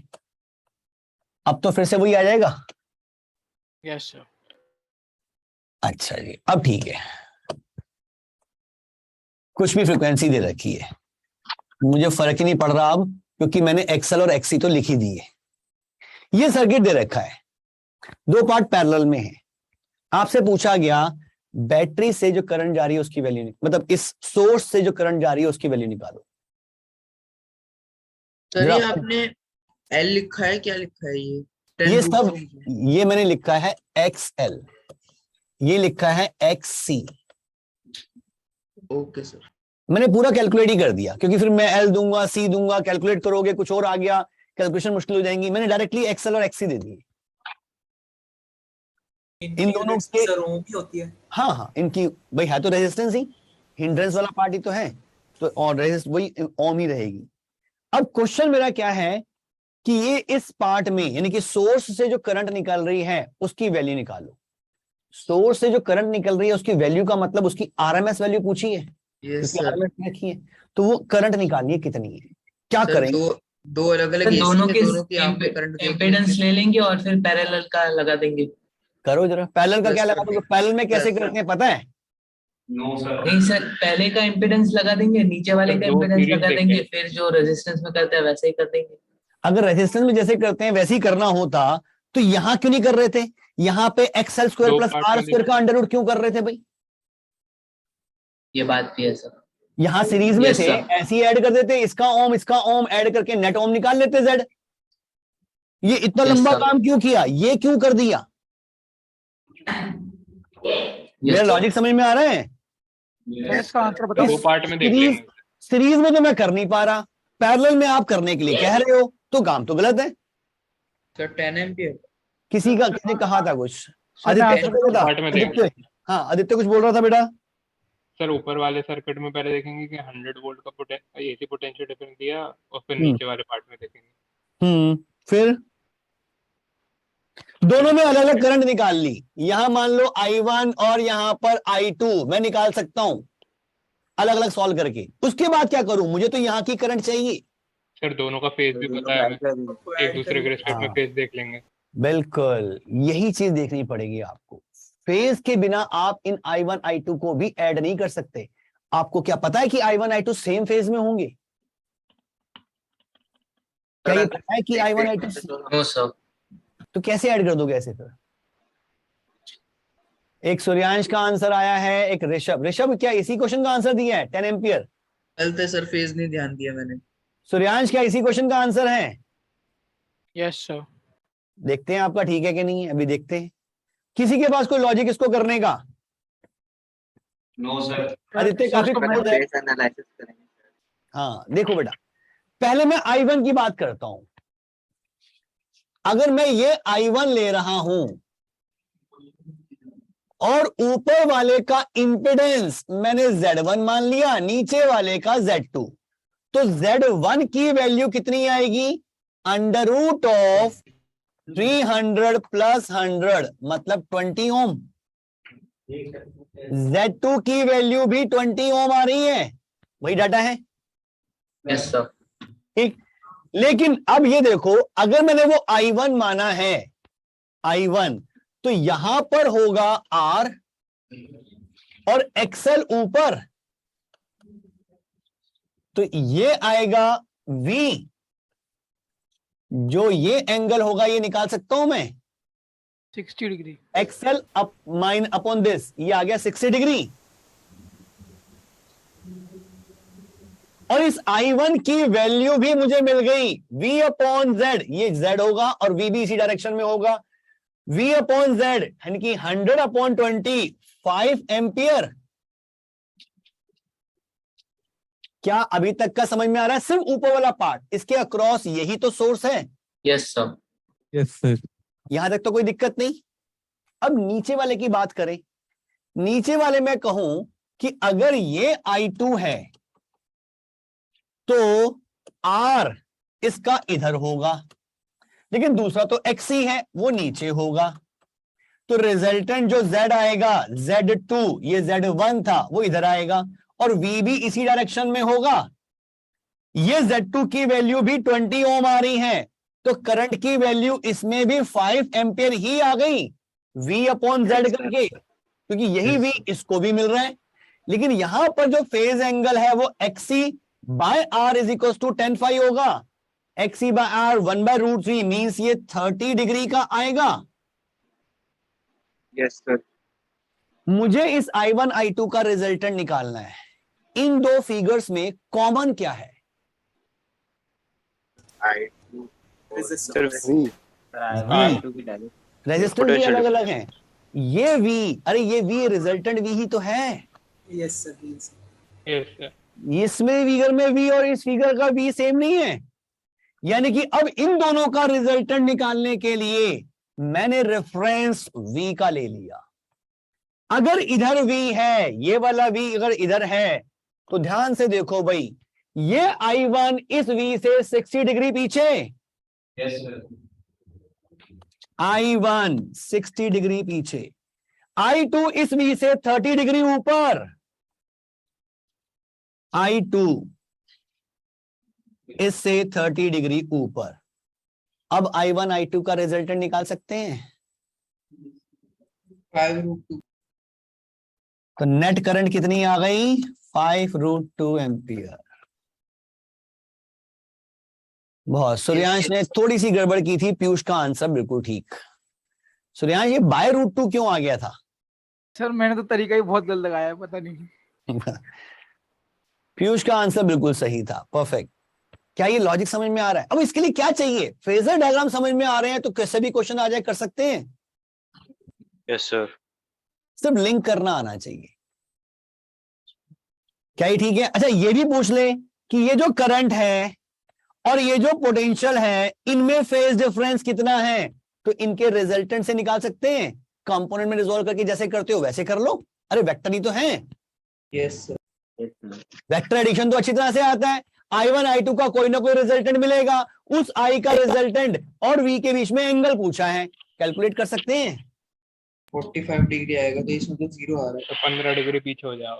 हाँ, इन दोनों का रिजल्टेंट एग्जैक्टली इधर आएगा I, तो 45 पे होगा, तो ये एंगल हो गया 15 डिग्री का, यानी कि फेज डिफरेंस भी मिल गया 15 डिग्री।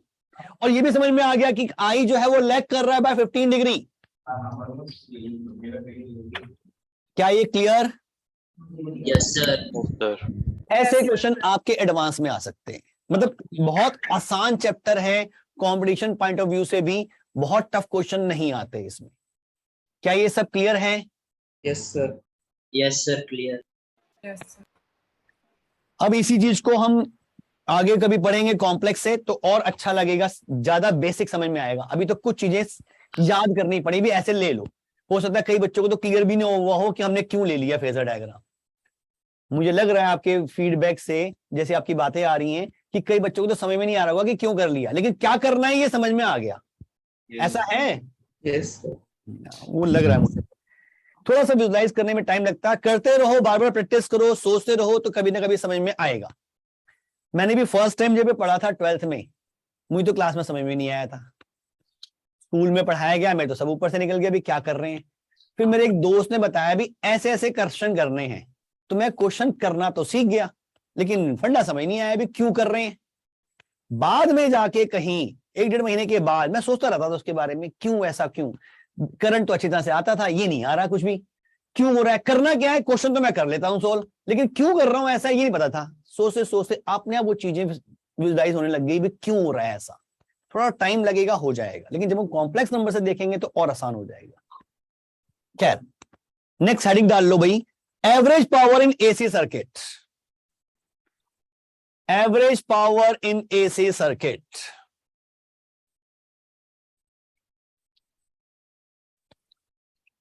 चलो जी, देखें, हमने मान लिया एक LCR सर्किट, LCR,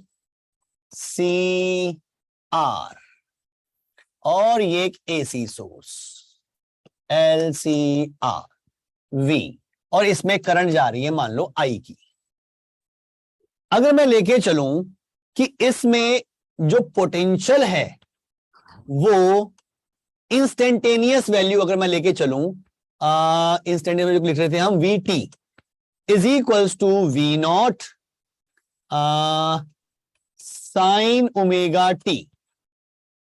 तो I की वैल्यू मैं V0 sine of omega T plus 5 लिख सकता हूं।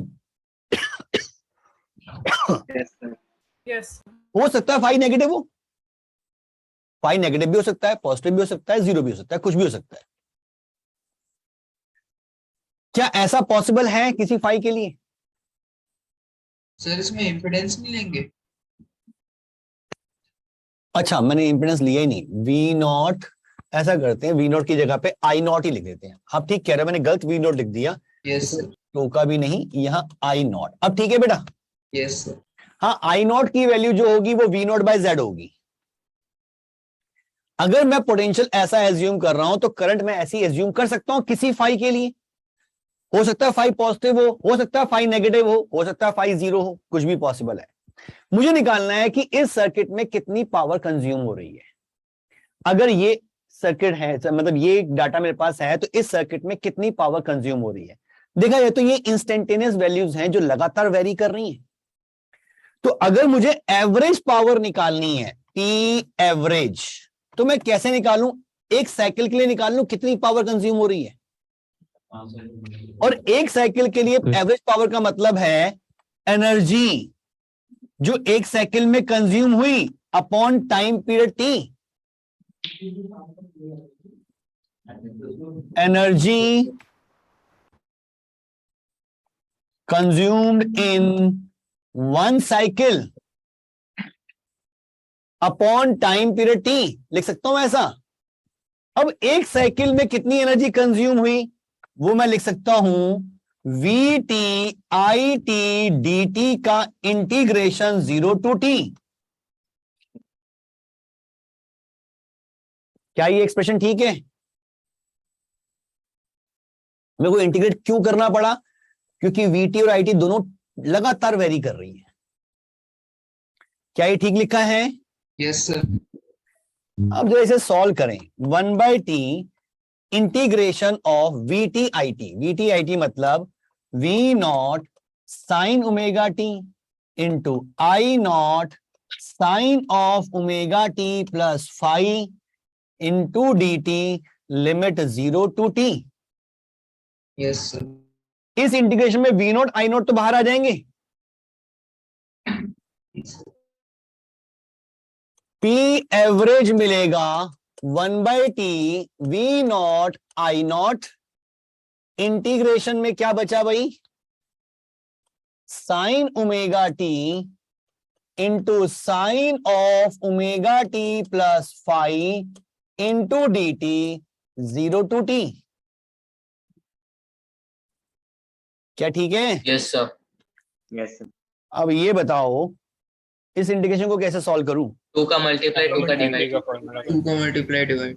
2 से मल्टीप्लाई डिवाइड, तो ये आ गया V not I not by 2t और इंटीग्रेशन 0 to t।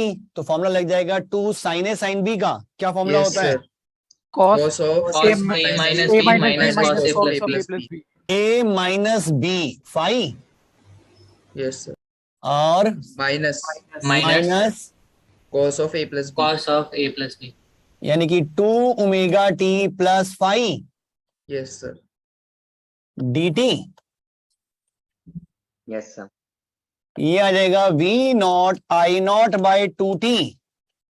इसका इंटीग्रेशन हो जाएगा t इंटू कॉस फाई तो कांस्टेंट है, Yes, sir. माइनस इसका इंटीग्रेशन, अच्छा कॉस क्यों लग, अच्छा कॉस फाई कांस्टेंट था, यहाँ पे वेरिएबल है तो कॉस का इंटीग्रेशन आ जाएगा साइन में, sine 2 omega t plus phi divided by 2 omega. Yes sir. Limit 0 to capital T. Yes sir. V not I not upon 2t, upper limit put करें तो t cos phi minus 1/2 omega into sine of, अभी upper limit ही put कर रहा हूं, sign of 2 omega का मतलब है 2 pi by capital T into capital T plus phi. देखो अपर लिमिट सही पुट की है। Yes sir. यहां एक ब्रैकेट लगा दूं बड़ी वाली, यहां पे खत्म हो गई upper limit, minus lower limit 0 put करूंगा तो ये तो 0 माइनस 1/2 ओमेगा और यहां 0 पुट करूंगा तो साइन फाई। देख लो भाई कहीं गलती ना कर रहा हूं मैं, upper limit minus lower limit सही है सर। ये t कट गया, ये आ गया साइन 4 पाई प्लस फाई, ये साइन फाई बन जाएगा। Yes, sir. Minus 1/2 omega sine phi और ये भी माइनस 1/2 ओमेगा साइन फाई और सब्ट्रैक्ट करना है तो ये कैंसिल हो जाएंगे। Yes sir. सिर्फ ये पार्ट बचेगा, और जब ये पार्ट बचेगा तो टी भी कट जाएगा। Yes sir. बचेगा क्या? V not I not by 2 cos phi. ठीक लिखा है? Yes yes sir. तो मैं इसको लिख सकता हूं V not by √2 into I not by √2 into cos phi. ये आरएमएस वैल्यू, ये RMS value into cos phi. तो फाइनली जो मुझे फॉर्मूला मिला वो मैं कह सकता हूं P average is equals to RMS value into current की आरएमएस वैल्यू।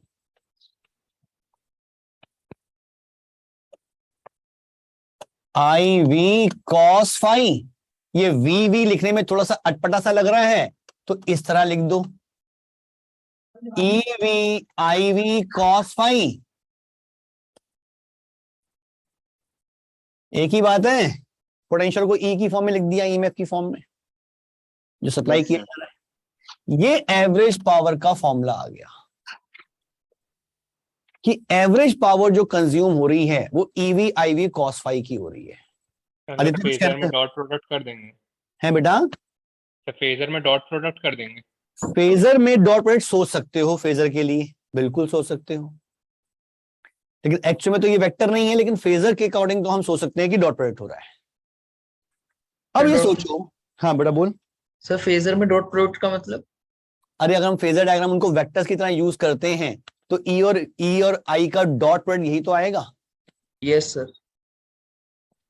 अब ये सोचो कि अगर सर्किट में मेरे पास एक एसी सर्किट है, उसमें सिर्फ कैपेसिटर है, सिर्फ कैपेसिटर, तो एवरेज पावर कितनी कंज्यूम करेगा वो?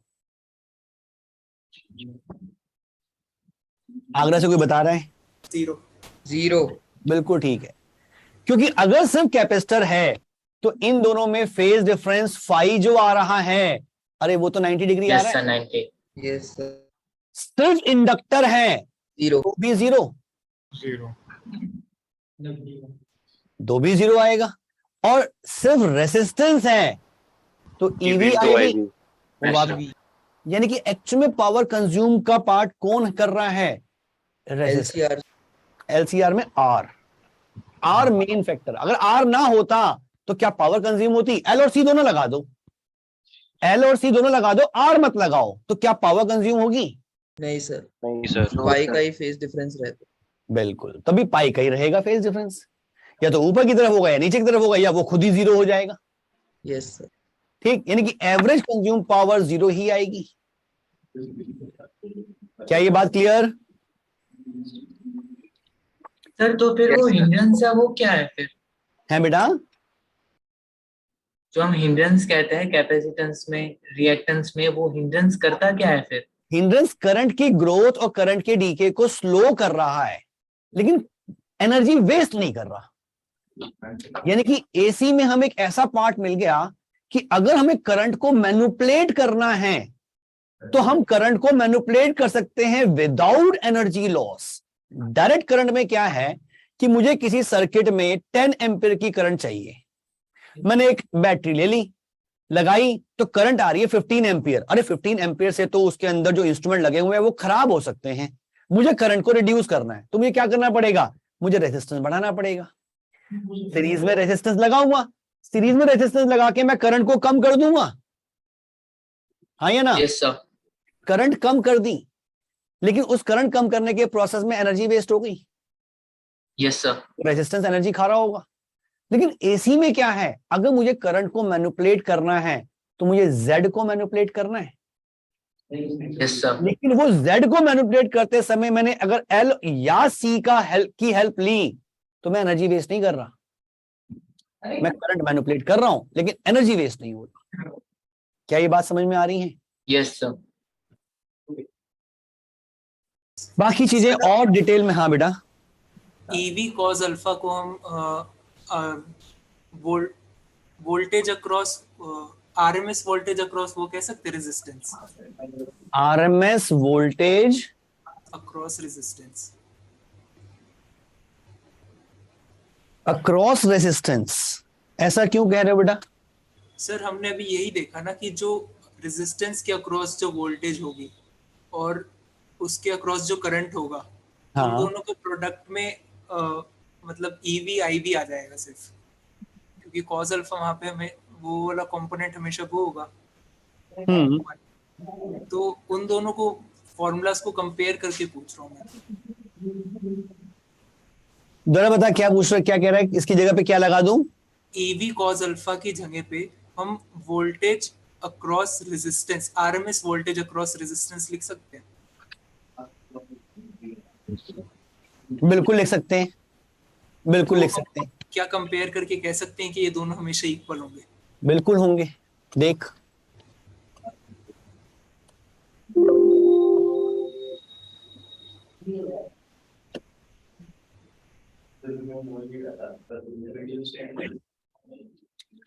अरे ये कैसी आ गई स्लाइड? हाँ देख जरा, हमारे पास अगर मैं इधर आई लेके चलता हूं तो इस तरफ होता है VR, और एक केस की अगर VL VC से बड़ा है तो VL माइनस VC इधर और नेट V इधर, जिसको मैं EB लिख रहा हूं। ये सब RMS वैल्यूज हैं और ये फाई है। P एवरेज आपने लिखा अभी, I ये IV ही है, into E into cos phi. इसी फिगर में देख, E कॉस फाई क्या VR के इक्वल नहीं आ रहा?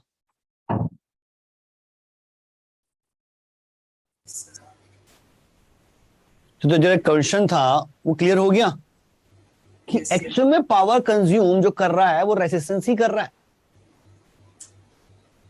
Yes sir. Yes sir.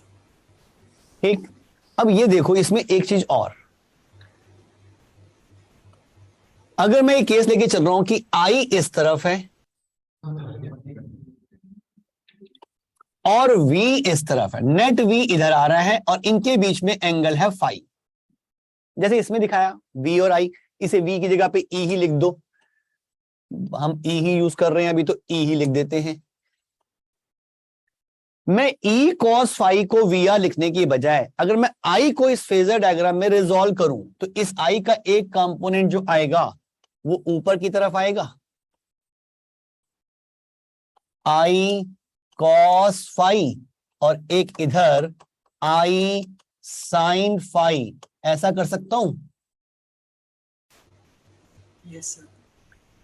इन दोनों के प्रोडक्ट से तो मुझे एवरेज पावर कंज्यूम मिल गई,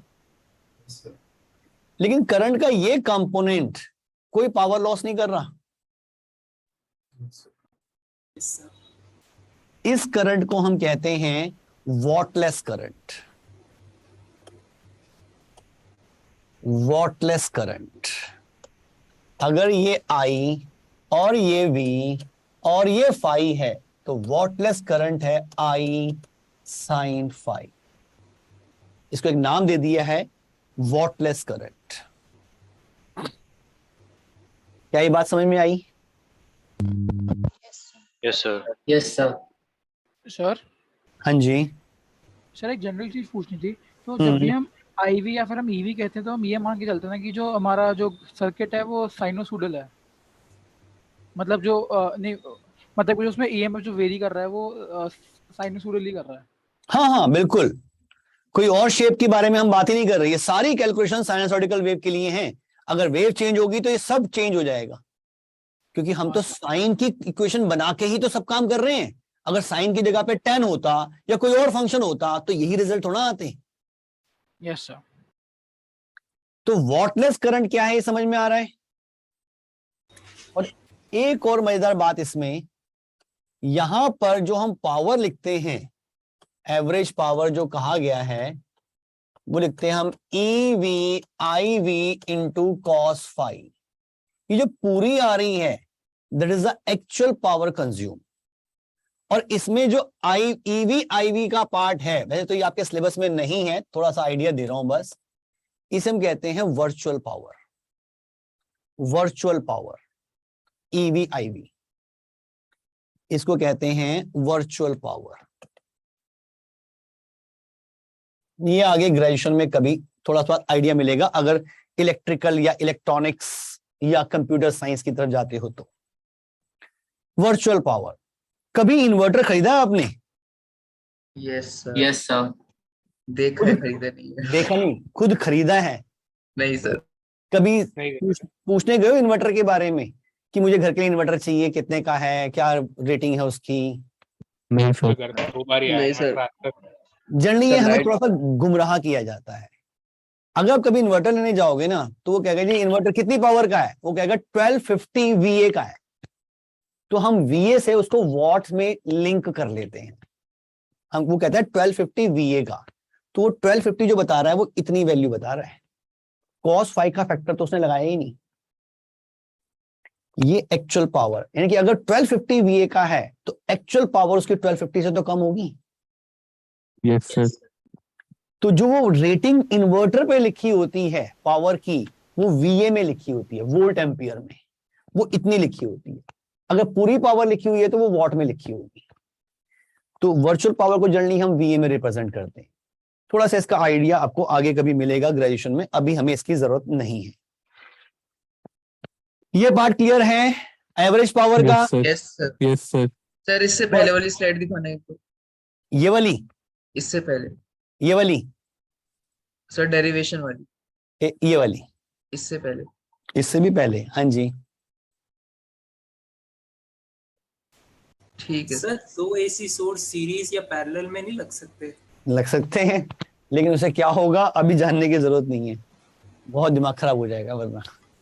नहीं सर, मतलब बेसिकली उन दोनों का वेक्टर वो एडिशन नहीं कर सकते दोनों? कर सकते हैं, फेजर के अकॉर्डिंग कर सकते हैं, फेजर के according. Sir last notes was wrong uploaded. बेटा ठीक करा दिया मैंने आज सुबह, मुझे मैसेज मिला था, मैंने ठीक कराए हैं, दोबारा चेक करना। सर जब हम गैलोमीटर का रेजिस्टेंस निकालते हैं तो उसके अंदर जो कॉइल होता है उसका रेजिस्टेंस फाइंड करते हैं ना? हाँ, तो वो गैलोमीटर का रेजिस्टेंस मतलब सब कुछ, कॉइल का रेजिस्टेंस भी इंक्लूड करके, उसमें कॉइल का रेजिस्टेंस भी है बेटा। सर हाँ जी। सर यहाँ पे अपन ने VIT लिया है, power consume. Power consume VIT नहीं लिया भाई, एनर्जी अपॉन टाइम किया है ना, यस एवरेज सर। यहाँ पे एवरेज। हाँ यस सर, यहाँ पे अपन वो भी ले सकते हैं V²/R, तो R यहाँ पे वो ले सकते हैं हिंड्रेंस। अब R क्या लेगा? ये सर तो hindrance. LCR, hindrance Z। Yes sir. Instantaneous के लिए क्या Z चलेगा? चेक करना। अच्छा Z में फेज एंगल कैसे लेगा? फिर वो कॉम्प्लेक्स नंबर पे जाना पड़ेगा, दिक्कत आ जाएगी। देखो यहां मैंने यहां RMS भी नहीं ली, मैंने इंस्टेंटेनियस ली है। अब इंस्टेंटेनियस का Z के साथ क्या लिंक है वो तो हमने सीखा ही नहीं अब तक, यस सर।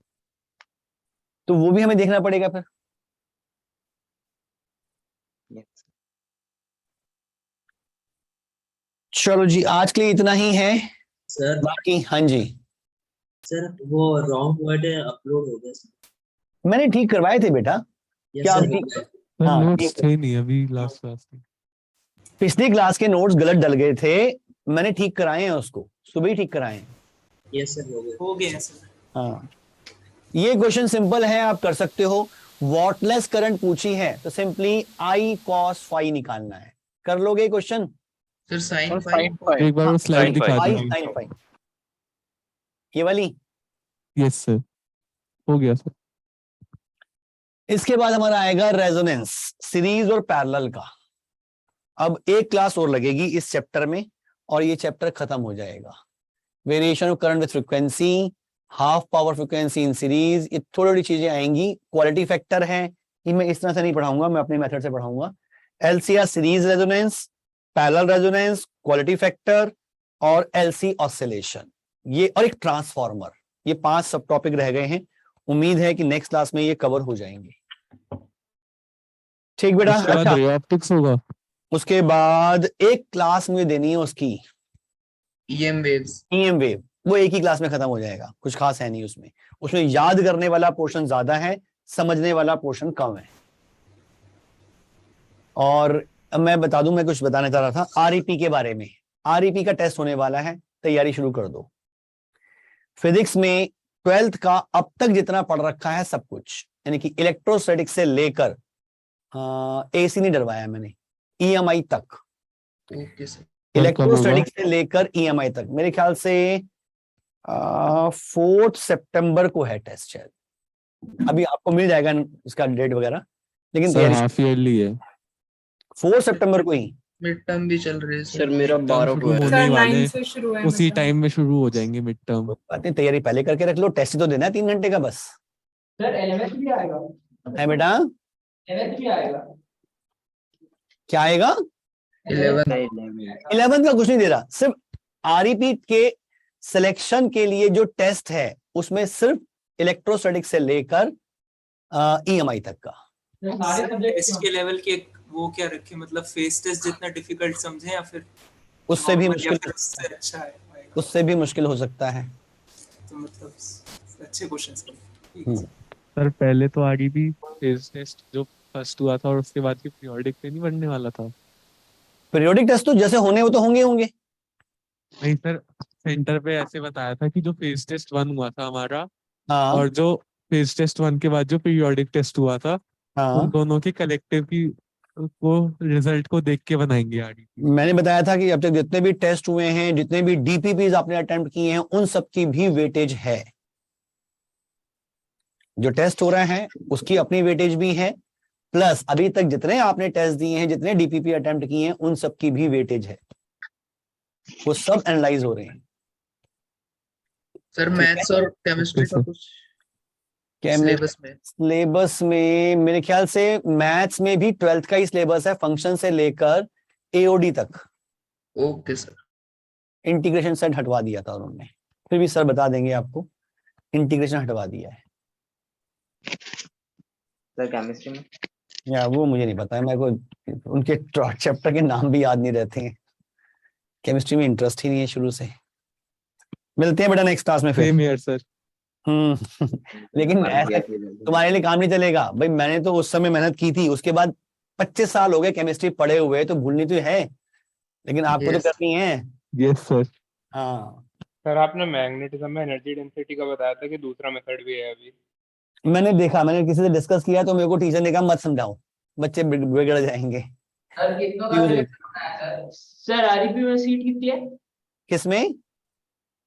आरईपी में मुझे भी पता नहीं, पता करके बता दूंगा बेटा। लिमिटेड सीट ही होंगी, 40 के करीब होंगी सीट शायद। और सर वो क्यू बाय एप्सिलॉन नॉट वाला सर, क्यू बाय एप्सिलॉन वाला क्या?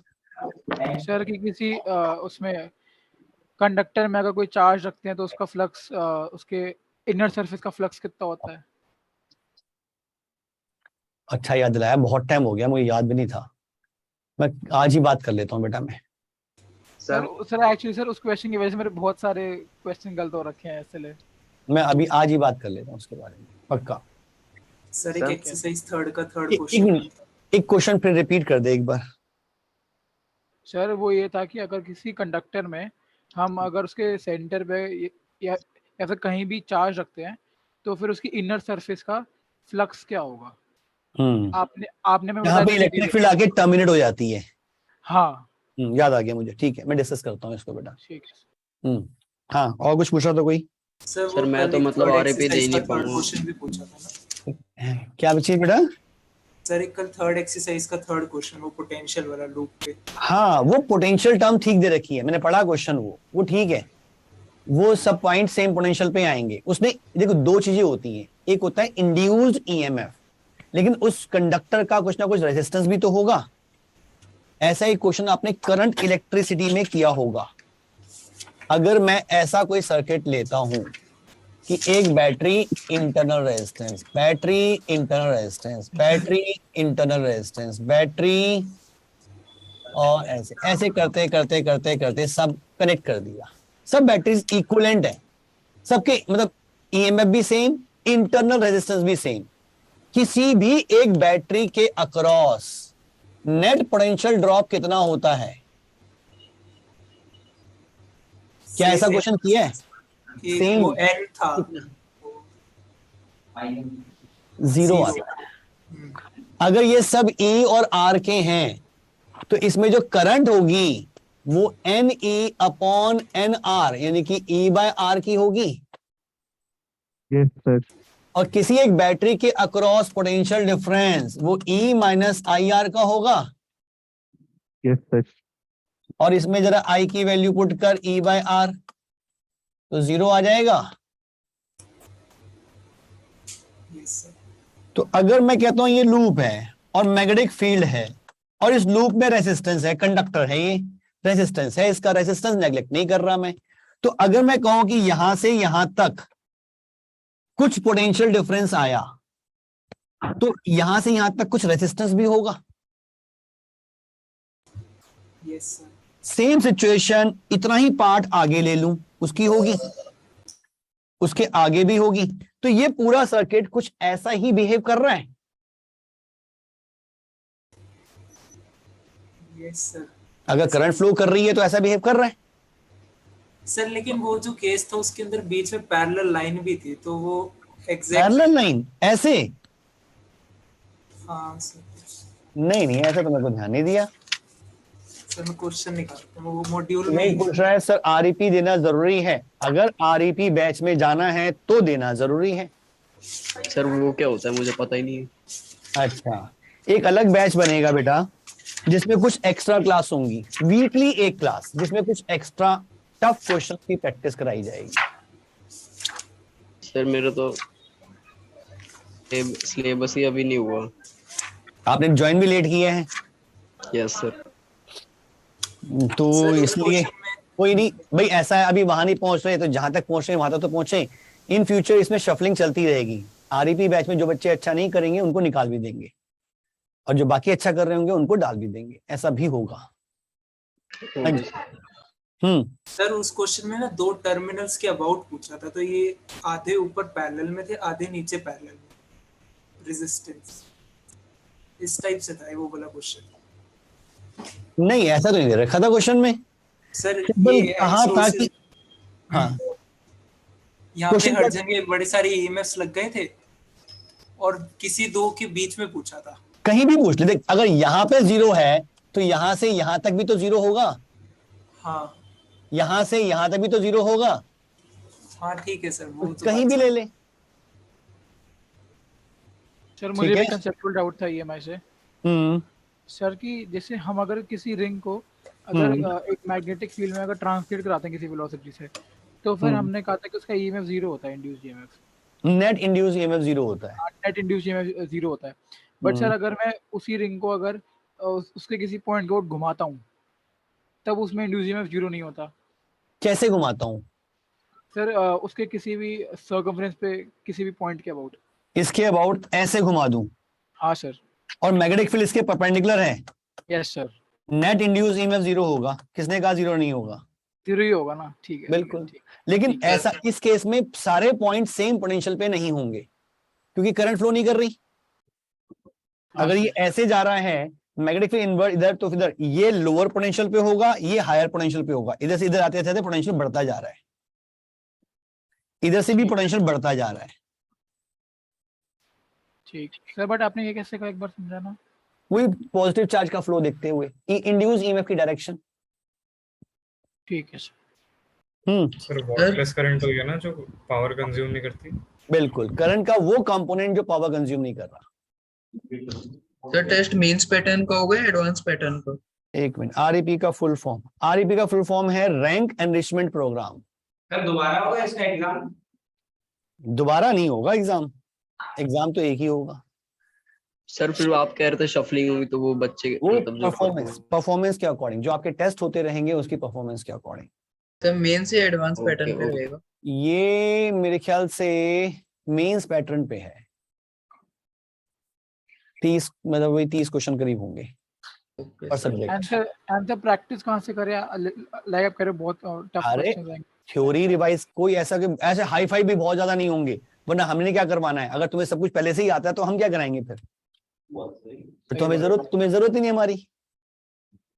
तो ऐसे भी बहुत हाई फाई नहीं होंगे, ठीक ठाक ही होंगे। लेकिन अपनी थ्योरी रिवाइज करो, जो कर रखा है उसी को रिवाइज करो। ठीक है सर। यानी सर कुछ नया ना करे। नया तो करने हमेशा एग्जाम से पहले कभी नया नहीं करना चाहिए। अब एडवांस का पेपर आ रहा है, आज 28 को है, आज 25 हो गई, तो बच्चों को कह दिया पढ़ना बंद कर दो, ज्यादातर नोट्स खोल के देख लो, पढ़ो मत। सबसे अच्छा तरीका है एग्जाम जिस दिन एडवांस का पेपर जब होता है उसे 1 महीने पहले ही ये वार्निंग दे दी जाती है कि अब नया क्वेश्चन कुछ नहीं करना, जो कर रखा है उसी को बार बार रिवाइज करना है। एग्जाम से पहले कभी नया क्वेश्चन नहीं करना है। कॉन्फिडेंस डाउन हो जाता है, कॉन्फिडेंस भी आता है और आपके फंडे भी रिवाइज होते हैं। आना तो उन्हीं कॉन्सेप्ट पे बेस है जो आपने पढ़ रखा है। नए क्वेश्चन में अगर अटके 4-5 क्वेश्चन में तो वैसे ही कॉन्फिडेंस गिर जाएगा तुम्हारा। तो हाई कॉन्फिडेंस से जाना है बस पेपर में। हाँ, ये ध्यान रखना है कि डरना नहीं है। एग्जाम में होता है कि पहले 5 क्वेश्चन 6 क्वेश्चन नहीं हुए, हाथ पैर फूल जाते हैं, यार तो कुछ नहीं हो रहे। अरे कोई बात नहीं, 5-6 तो नहीं हुए, तो बहुत सारे हैं जो अटेम्प्ट करने हैं। तो टेंशन नहीं लेनी, कूल रखोगे एग्जाम हमेशा अच्छा रहेगा। रिजल्ट के बारे में कभी नहीं सोचोगे तो हमेशा पेपर अच्छा जाएगा। सर और एक चीज और पूछनी थी इस तरह की, जो जेईई मेंस के पीवाईक्यू होते हैं वो मतलब कौन सी ईयर तक के करने चाहिए? इसलिए 5 साल के कर लो, बहुत है जेईई मेंस के। सर मैं तो 2002 तक से मतलब 2002 कहाँ तक पहुंच गए? पिछले 5 साल के जेईई मेंस के, लेकिन जेईई एडवांस के कोई मत छोड़ो। हाँ सर, एडवांस के तो 44 ईयर वाले। आगरा मेरे देखो शायद संडे या मंडे का प्रोग्राम है। नहीं, संडे को आऊंगा तो इवनिंग में आऊंगा, आपसे मंडे को ही मिलूंगा फिर मैं। सर वैसे मेरा 19 सितंबर को है, मतलब स्कूल का टेस्ट, तो अभी सिलेबस खत्म करना है, तो कैसे करूँ जल्दी? क्या क्या आ रहा है? टिल ईएमआई तक, ईएम वेव तक आ रहा है। ईएम वेव तक आ रहा है। और क्या क्या कवर किया हुआ है अभी तक आपने? सर फर्स्ट 2 चैप्टर और एसीए भी चल रहा है। फर्स्ट 2 चैप्टर मतलब इलेक्ट्रोस्टैटिक्स एंड कैपेसिटर वाला पार्ट? यस। करंट भी नहीं किया? नहीं सर, अभी स्टार्ट करने वाला। पहले करंट ही कर लो क्योंकि वो आसान है, उसमें से क्वेश्चन भी आते हैं खूब। भाई ऐसा है कि 100% नहीं कर पा रहे, 80% भी हो जाए तो सफिशिएंट है। सर वैसे मैग्नेटिज्म का पूछ रहा था, उसका क्या? मैग्नेटिज्म एंड मैटर तो आसान है, लेकिन मैग्नेटिक इफेक्ट ऑफ करंट थोड़ा सा लंबा चैप्टर है, टाइम लगेगा उसमें। करते रहो धीरे धीरे, जितना हो जाए मैक्सिमम। 2 चैप्टर वहां पे, 1 चैप्टर यहाँ पे हो रहा है तो फिर भी हो रहा है, और बीच में अभी 19 तारीख को आपका पेपर है, तो दिन है, कर सकते हो कवर, कोई बहुत मुश्किल काम नहीं है। ठीक है सर।